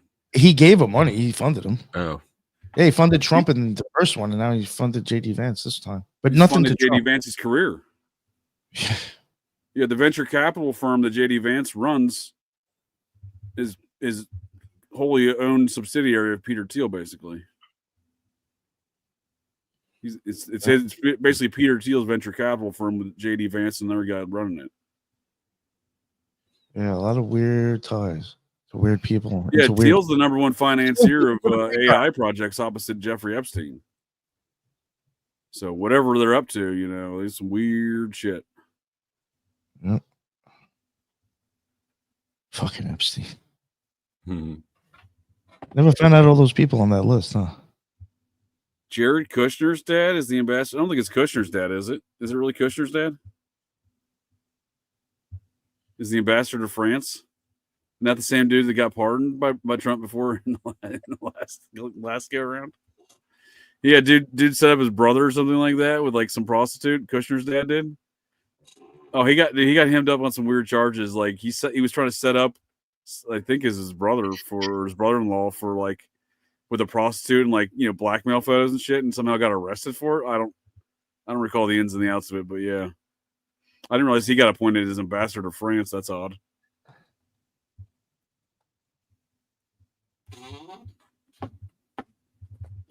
There you go, Nick. Was Nick ever in AA? Why not? Yeah. Don't think they mean Alcoholics Anonymous either. No, the Astrum Argentum. Yeah, that's I figured. I do have a hood from them, and the robe. But no, honestly, I mean, it is kind of like maybe if I would have found out about it later on, I might have thought about it. But I mean, really, I guess it's probably like lack of my own either abilities or I just didn't want to be bothered. But there is actually just to take a test to become a student, not even actually like fully be in it. I mean, they give you a bunch of books that you got to read, and then you're gonna have to take a test on that too, like a handwritten test. On the AA, that's very stringent. Oh yeah, book yeah, materials, huh? Yeah, I think it even like determines like who they even give you if they have options as a mentor. Why is their sex magic different than O.T.O sex magic? Well, this one's like really much more like a secret society. Anybody that I knew that was in it, most of the time you were like dealing with people online. Like you weren't even like face to face. And like you just went to I remember initiation. you saying that. You don't even know the identities of these people, right? Yeah, and like sometimes like you just go somewhere for the initiations. Like I knew people who like went overseas from here. To go Really? for initiations, yeah. You've been looking at that Horace Mott? No, I O.T.O need to start looking at that. I actually do need to start looking at that. One thing that I thought was interesting is I knew two people who had to go over to Italy for the Astrum Argentum, and I was like, was it ever really banned? Because supposedly, that was at the Abbey of Thelema. Oh, that was the O.T.O. I'm almost pretty positive the Abbey that he did the Astrum Argentum shit there. I was talking about the Abbey of Thelema earlier on Clint Eastwood show, but all the weird poop related activities Crowley was up to over there. Because Clint got poop bombed recently, so I was like, let's talk about poop while I'm here. Oh god, that was Crowley, Crowley was into weird poop stuff over there, right? Like that was kind of his thing, like butthole and poop related activities at the Abbey of Thelema. Come on down. That's what I've heard. Yeah, they wrote about it. Yeah, that's what I'm saying. Yeah, I mean, I have seen stuff on that. I wasn't there. I'd read the shit though. Poop bombed, yeah. People out there poop bombing, folks. I'm equally as questioned about it. Cakes of light, yeah, that's some weird Crowley stuff, right? Yeah. Cakes of pins. I don't know what that is. Neither do I. So AA's got that one where you said that you found that dude in the hood on a magazine, right? Wearing the AA hood. Didn't you find like some magazine cover? There was just some dude peeking out with like the AA hood on. Oh, that's right. Holy shit, I forgot about that cult. Oh my god, that's right. I really wanted Brazil, I think. Yeah, they're probably. Oh, yo, that is a total UFO cargo cult thing because they actually do believe that aliens are coming. What was their names? Oh my god! Yeah, hold on. Wow, I can't even remember. Yeah, I'm gonna have to go and check. I might have like a folder. I definitely have a folder with the name on it. Yeah, I'd be curious when you ever look into that Horace Mott O.T.O Typhonian offshoot business. I'd be curious to know like what are the differences between the main kind of O.T.O philosophies or teachings versus that. You know what I mean? Because obviously, I know you said like the O.T.O is not like Typhonian is not an official O.T.O order. I got that, but I'm just saying like the influence is like something shifting as far as the belief system from O.T.O to Typhonian to Horace Mott, right?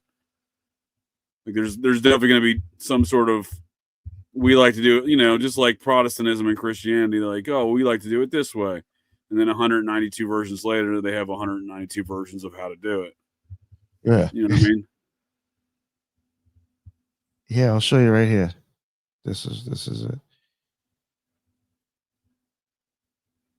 Furby is a poop bomb?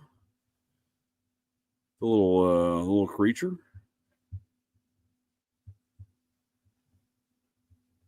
Oh, really? The books are that valuable, huh? 10 grand for an AA book? Maybe. Yeah, pull out that picture I gave you. Where'd you send it to me? It's in. You have to pull it up on the bottom. Check on the bottom. It's. I'm sharing a screen with you. Yeah. Let's see. There we go. What is this guy? All right, you see like how this See is some just how, Egyptian stuff going on. yeah. And I'm like looking at this, and I'm like, I don't know. I mean, do you see anything weird yet?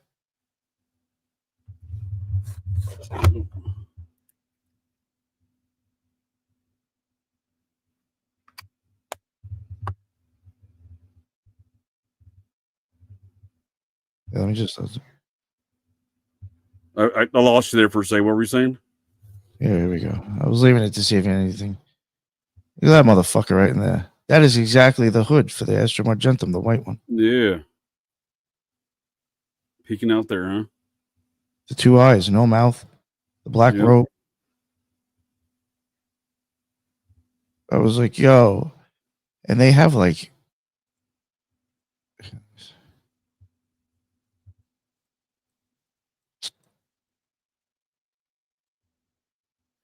Well, that looks like Tom Array. Are you sure you're not showing me pictures of Tom Array? No, this is in Brazil, man. Be a Nation headquarters, This is in formerly Brazil. in town, Georgia. Let me see. Yeah, no, that's let me see if I can find more pictures. I got a bunch of stuff on it, actually. I had an interesting YouTube video that got referred to me earlier while you're looking for that. It's I swear, dude, like the AIs are like I sent you the AI descriptions of Operation GCD, like how it described Operation GCD to like a PhD level thesis degree of the philosophy behind my podcast. I'm like, these AI bastards are getting creepy. I feel like the YouTube these algorithms are getting more and more spot on because I'll show it to you in a minute. But the video that it had suggested to me for a new TV show that come out a couple weeks, come out about two months ago almost. This place is old as shit too. I mean, there's definitely some sun worship going on there, huh?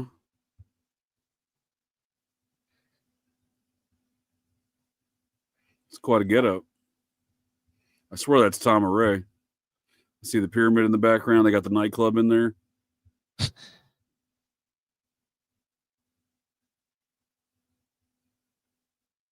It seems like it didn't spare much. I mean, it looks so much similar, right? It definitely has the ancient Egypt theme going on for sure.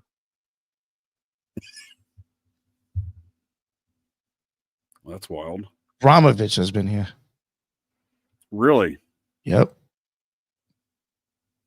Well, that's interesting. I had a video of her there. For this, if I ever cover it, I sampled the rip that part out. And what was the name of this organization again? Valley of the Dawn, I think. Yo, Valley that right there is so O.T.O like. Yeah. Okay. And then you get a lot of other stuff that is very stars. Yeah, and then a lot of this other stuff, to me, a lot of it, especially the Egyptian stuff, is very Golden Dawn like. The O.T.O and the Golden Dawn basically come together in the Astra Argentum. Oh, okay. And they're using the hood too. So you think these folks are an Astra Argenta? I think they're behind it, yes. I think it could be a where does Astra Argenta come from? There is a few of them in Brazil, but I mean they're all over the world. They have some origin stories down there.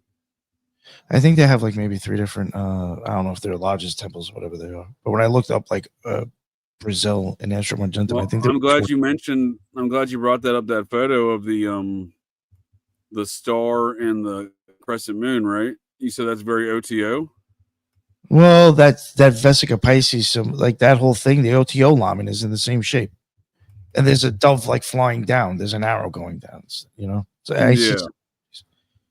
let me bring you something up here real quick to show you. Then what I was talking about before. It's called Veil du Mont. Oh God, I don't even know how to pronounce this. Veil See the crescent moon and the stars, though. Yeah.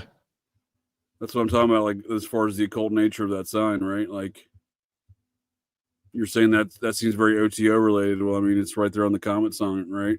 Very similar stars and crescent moon, right? Yeah.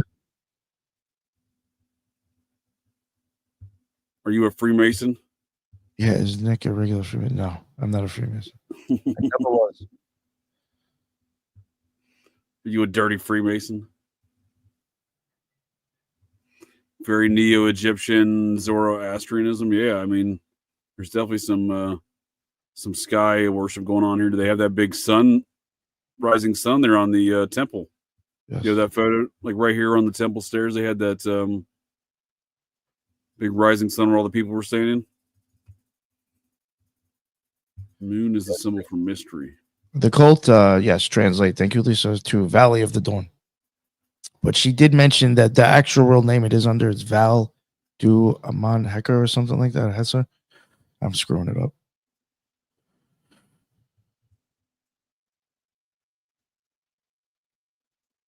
Yeah, and Brazil's like the spot. Like if you want to do some like shit like this, because like this looks pretty wild right there. Yeah. So I'm saying, I mean, that's very like, you know, the O.T.O llama is in the same shape. Are those Stars of David? Yeah. But they're like they're comprising in like a different shape. Oh, welcome back there, Taylor. We're just going over some mysterious symbols in Brazil. Smoke-filled parades, apparently. It's quite a ceremony they got going. Yeah, and everybody there supposedly like is mystically inclined too, for the most part. That's what they claim. Oh, okay. I see that comment from Lisa. So they're mystically inclined. Who judges that? How do they figure this out? The clothing actually even has like the ways I don't remember exactly because literally I've this is probably, believe it or not, almost 2 years old. All these screenshots. Sure. Like I've wanted to cover this, I think, around the time Lisa even started the podcast. I remember you mentioned it to me before. Yeah, a long time ago. So yeah, I mean, there is certain markings. I think there's cougars, or something, believe it or not, is some silly name like that. There's like different names and titles for like what abilities you have and like what you're doing. And Marina Abramovic went there, huh? Yes, she did. Wild. Yeah, I had a video of her on here. She's like the all-star of the occult world, huh? You get her approval, you're like an official cult, maybe? This guy's cool.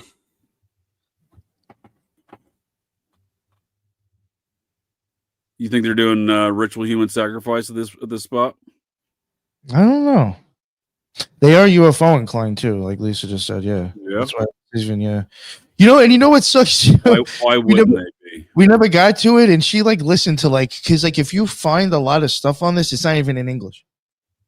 And the Brazil Astrum Argentum is even on YouTube, but it's not in English. And like she literally listened to the shit because she could understand what they were saying. And you know, Portuguese.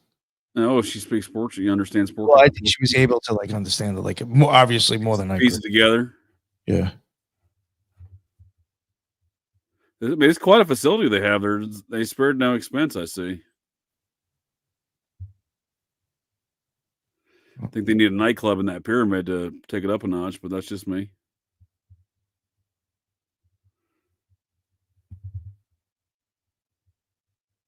Imagine seeing this shit walking down your street, man. That's one of their parades. Yeah. Yeah, it's some wild looking shit.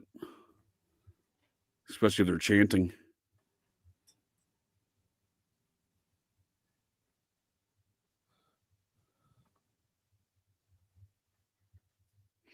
I mean, the new Wobbians were doing this stuff in Georgia like this as like a show of force. Marching around, you know what I mean? Like the local neighborhoods. Might just be like they're peacocking a bit, right? They're making sure that everyone knows they're there, right? Yo, imagine them pulling some Heaven's Gate type shit on these people. That would probably like the biggest massive like suicide ever, right? Because I mean they are into that UFO shit. So I mean, I was gonna say, I mean, I thought before there's gotta be some death related to this cult, it seems. Yeah, at that point, it's just like if a few steps away from like drinking Kool-Aid to catch the next comet. I'm waiting for Haley's Comet to come back. I already got my fucking purple Nikes and robe ready to go, bud. You got the Nikes. Yeah, the fucking Nikes and the robe, dude. I'm ready to go. I'm waiting for that comet to get back through here. Yeah, I think there's still Heaven's Gate folks that are that's still an active cult. Like despite the Hale Bop situation not working out for them, maybe they think it did. Who knows? But yeah, they still had some membership after that situation. Hard to believe, but yeah. That's enough. I just wanted to show some.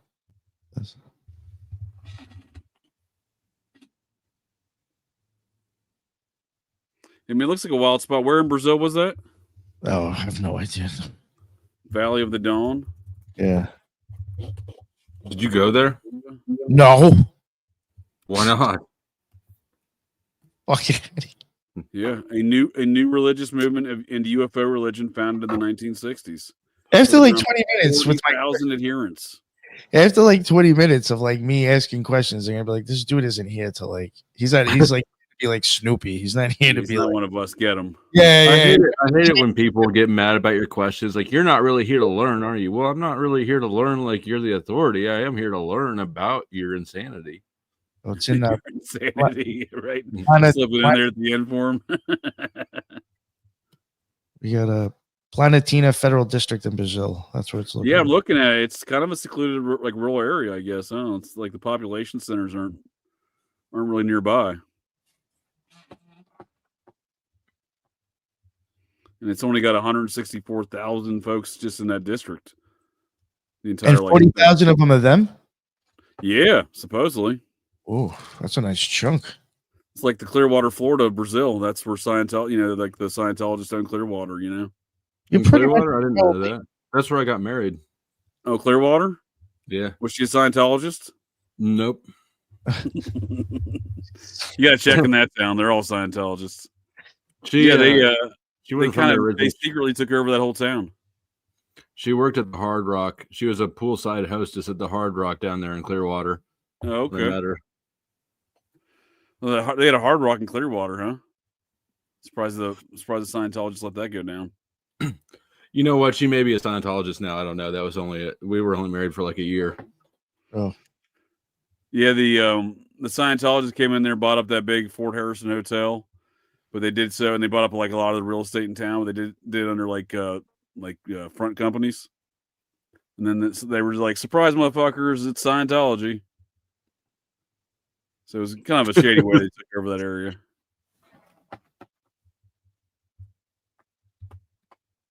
Yeah, it's a really weird town too. If you go there, it's almost like a ghost town. I feel like, right? When did you get married there? It looks like it.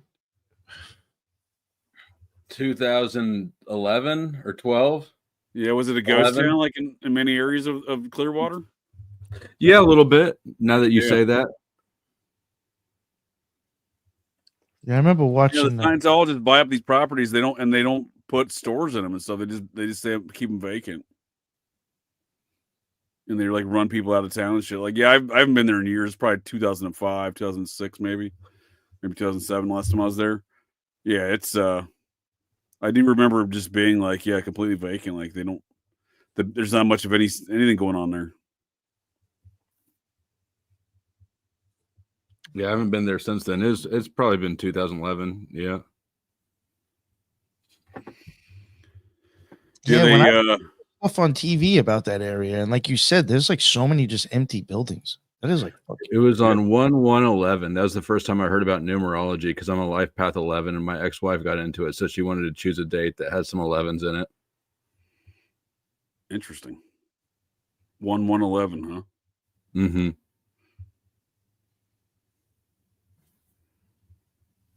Small hats and Scientologists. Let's not get those groups together.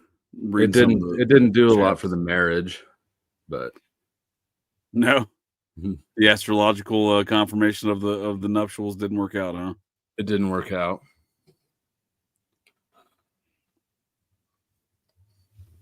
I can't imagine what Clearwater looked like in 72 because that's before Scientology even moved in there. Yeah, Scientology is an interesting group. I discussed them quite a bit on Operation GCD through various factions of their satanic offshoots like the Process Church. But, just generally speaking, they're an ancient alien cargo cult too. So they're just, They are an interesting group to look at. I also think there's other interesting groups too. Like that Horus Mott Lodge is really from the Typhonian offshoot. Nick is really one of the most interesting to me right now. It's the epicenter of the satanic wizardry and mounds, because they got a very mound focused situation going on with that Something those mounds, dude. Well, I think that, as far as Thelemic organizations go, they seem to be the biggest, or the Thelemic organization with the biggest interests in the mounds. And again, they've been doing that organization, according to their own publications over the years, have been doing rituals at these mounds to close, apparently, according to them, to close portals. Yeah. Do whatever you will with that. I'm not sure what that means. All I'm interested in is the epicenter of this Thelemic, satanic, ancient alien cargo cult, ritual magic business in the mounds. And it seems to be the Horus Mott folks are at the epicenter of some of that activity, at least in recent decades. Jesus Christ. Of course, it's like Thelemic. Well, I mean, I've long speculated there's some sort of deeper understanding of these mounds to a lot of these secret societies, but notably Thelema. And, it seems to be, I don't know the ins and outs of it, but the Horus Mott folks seem to be that example. That's interesting. Yeah. I suspect that's where Peter Levenda comes from, is that same group. Oh, God, Peter Levenda. He's pushing UFOs and aliens. Well, that whole Typhonian sector does, right? They're all big into the alien stuff, right? Yeah. There's a video, I've posted it before, like on Twitter. Like James Wasserman was, he passed away, but he was on some kind of it was almost like some History Channel type documentary about secret societies. And James Wasserman, I guess, had them there, and they filmed them doing I think it was in the invocation of Thoth or Tahuti, whatever. And you're watching the members walk in. And there you go, fucking Peter Levenda. Oh, I'm really? I remember you saying that. Yeah, I remember you saying that. Fucking dude. Well, he talks about driving into all the areas where they were doing. So Sinister Forces focuses on the mounds, right? Yeah, that was by him, but after that, I feel like he fell off. Yeah, volume 2 and 3 was not nearly as good as volume 1, but volume 1, he's big into the mounds. Well, that's the same era. This Horus Mott Lodge, which is an offshoot of the Typhonian stuff, is doing rituals at the mounds that he's talking about in Sinister Forces. So that's why I think he's likely part of that same group. Yeah, and that's why he's at the mound sites. It's not even so much listen, it could have been the Golden Dawn, it could have been I don't know about the Freemasons, depending on how long he's been in it, but or any other magical order. If I see that guy and then know what he's pushing, for me, I have to question if it's bullshit. That's really he's been friends with John Podesta since the late 70s. Yeah. You know that company that Podesta and Levenda were working for the same company when Levenda got popped at that Nazi camp down there in South America. As a young man, as a 19-year-old. Are you familiar with this narrative, Taylor? This author, creepy kind of cult author guy? No. Mm-mm. He's got some interesting tales. I mean, a lot of the stuff he does, there, you can check a lot of the stuff out. He does check out. He's an interesting character. He snuck in, for example, into the RFK funeral back in, was that 68? Oh, did snuck he? into the RFK funeral there, and yeah, he dressed as a wandering. This is how he got linked in with those wandering bishops from the JFK assassination, is because he wandered in there dressed up as the Eastern Orthodox, Russian Orthodox priest or something like that. And that's when he ran into the wandering bishop folks that were connected to the New Orleans wandering bishops surrounding JFK. Yeah. He's Russian Orthodox. Interesting dude. I find that interesting. If it is Russian, if he did dress up as Russian Orthodox, I find that interesting because the Gnostic Mass is based off of the Russian Orthodox. Oh, that is interesting. Yeah, he was weird. He talks about it in Sinister Forces. Mm. That's where he met that Walter Profeta guy. He was the lead guy there. He had a church. The Wandering Bishops had a church. They just didn't have a congregation. It was right around the corner from Levenda, where he grew up there. Mm. And again, Berkowitz is one step related to all those things because he went to high school with Lavenda and his buddy.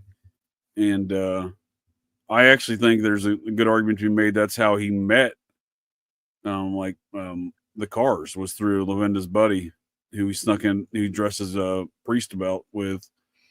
Because if it wasn't Russian, it was Ukrainian. You know, one of these Orthodox churches they were faking being priests to, but that also happened to be the activities of folks like Michael Carr faking to be these Russian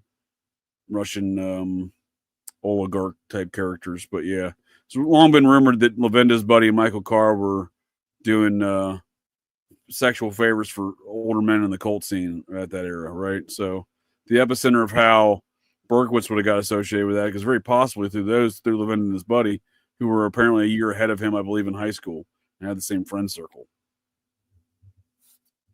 So Lavenda is definitely an interesting character. There's no question. Many mounds of all St. Pete is mound. Oh, yep. St. Pete, mound ridden. Yep. Yeah. Those, I mean, a lot of different types of mounds. A lot of those mounds down there were the Mesoamerican style, and oftentimes along the shorelines, they're just made with whatever environment's available. So like they'll make seashell mounds, but very like ornately constructed. So like they're not just a pile of seashells, right? Like it's a mound that's just used by seashells instead of dirt.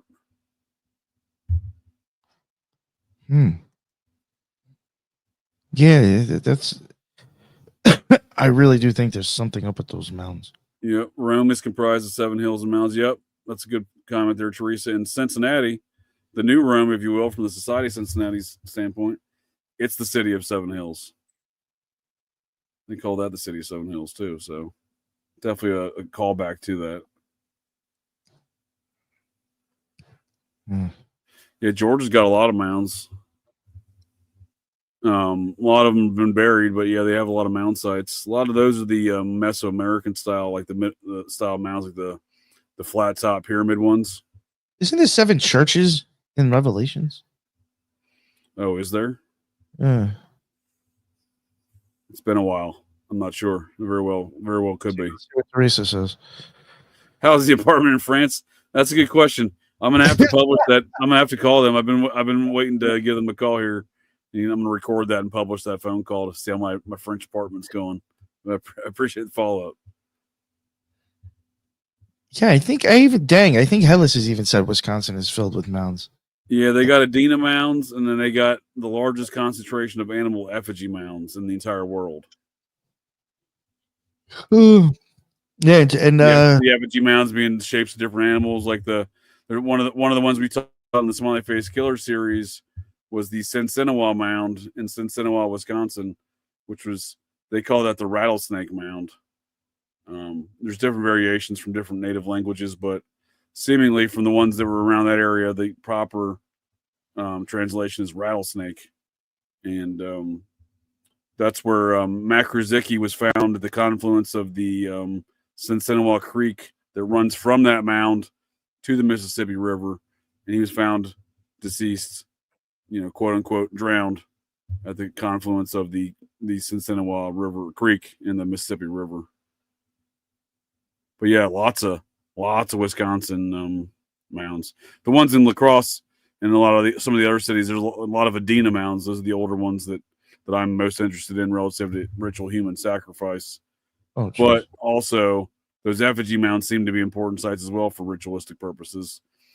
In fact, that was an Adena mound as well. I was gonna say, like the Wisconsin dog man was first sighted on an Adena mound in Jefferson County, Wisconsin, right behind the mental asylum where they lobotomized JFK and RFK's sister.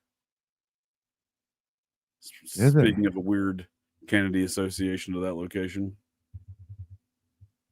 Yeah, they when one of their sisters was a teenager, they lobotomized her and put her in this institution. It just so happens to be the institution. It's a Catholic insane asylum institution place. Yeah, La Crosse is super strange.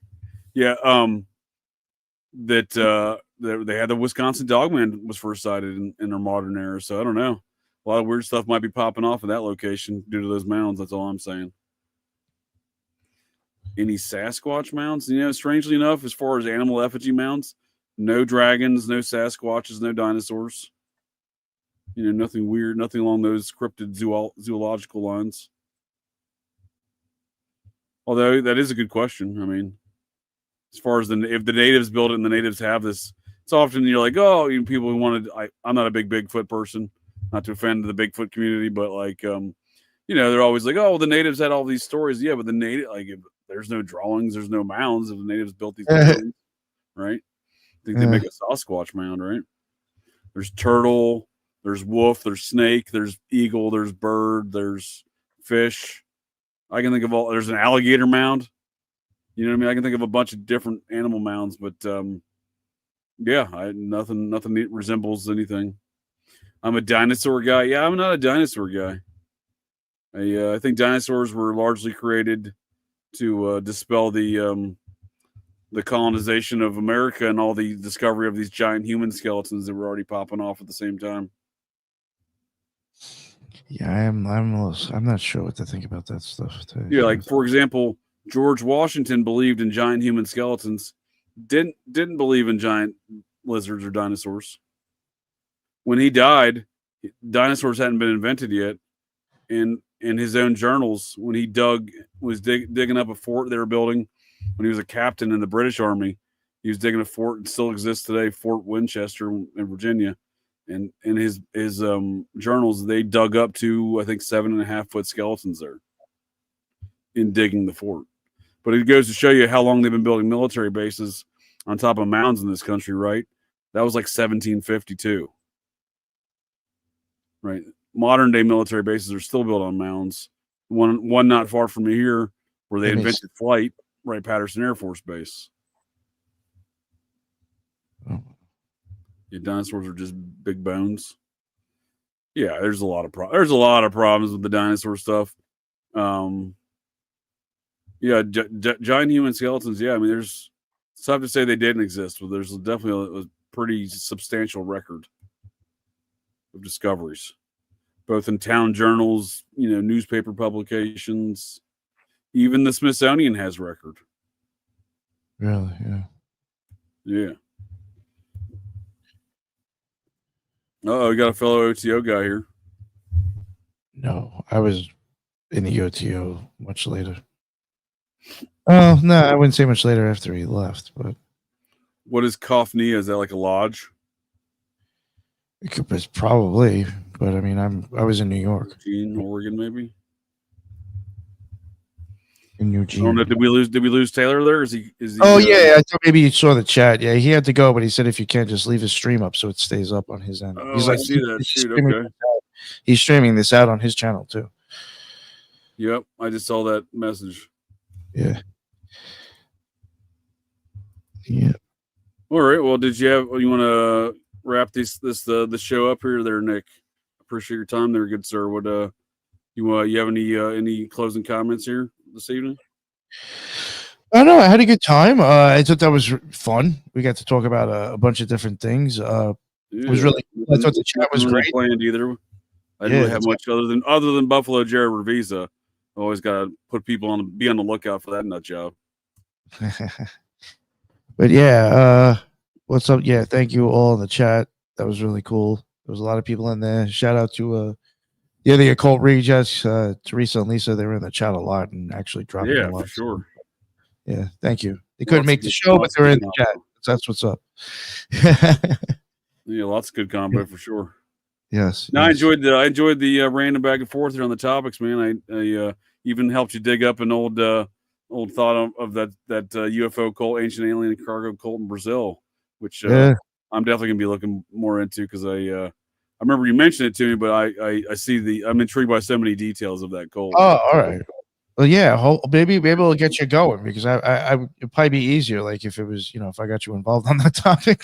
Actually, I'm definitely gonna look more into it. I see so many comparisons to other things. I mean, even the layout of their facility looks so much like Tom Array that I almost want to consider that they're putting these pyramids in a very specific location relative to their layouts.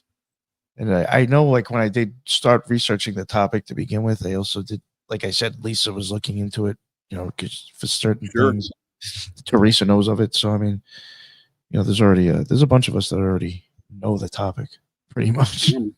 Glad folks enjoyed the conversation here too. Here looks like. Yeah. There was a lot of people in chat, man. That was what's up. Sure. That shit was going. Oh, the machine lies. Sorry, you just got here and we're leaving. I don't know who that is. Oh, there it is. Yeah. Greetings, machine lies. Yeah. All right. Well, we'll see folks, I guess, next Friday night. I'll tell if you speak to Taylor before I'll send him a message. Tell him thanks for joining us here. But yeah, of course. Want to hang out for sure. Definitely enjoyed the chat and conversation, Nick. I appreciate it. Appreciate you, sir. That's good times. Nice to meet Taylor. Seems like an interesting guy, and the show flow state definitely sounds like a wild time from what I've seen and watched of it. It seems pretty wild. And if you want to see the wild west of YouTube, go head over to his channel. You will see. Yeah. Shit. All right. Well, see you next Friday then, bud. Later. Well, that's it. That's the show here, folks. So the next time you're out on the town, visiting your local watering holes, or perhaps just meandering around, and you hear the unmistakable sounds of metal clanking, and you spot signs of a disturbance, but check your six. Look in that garbage can, because you never can tell. The GCDs may be loose in your town.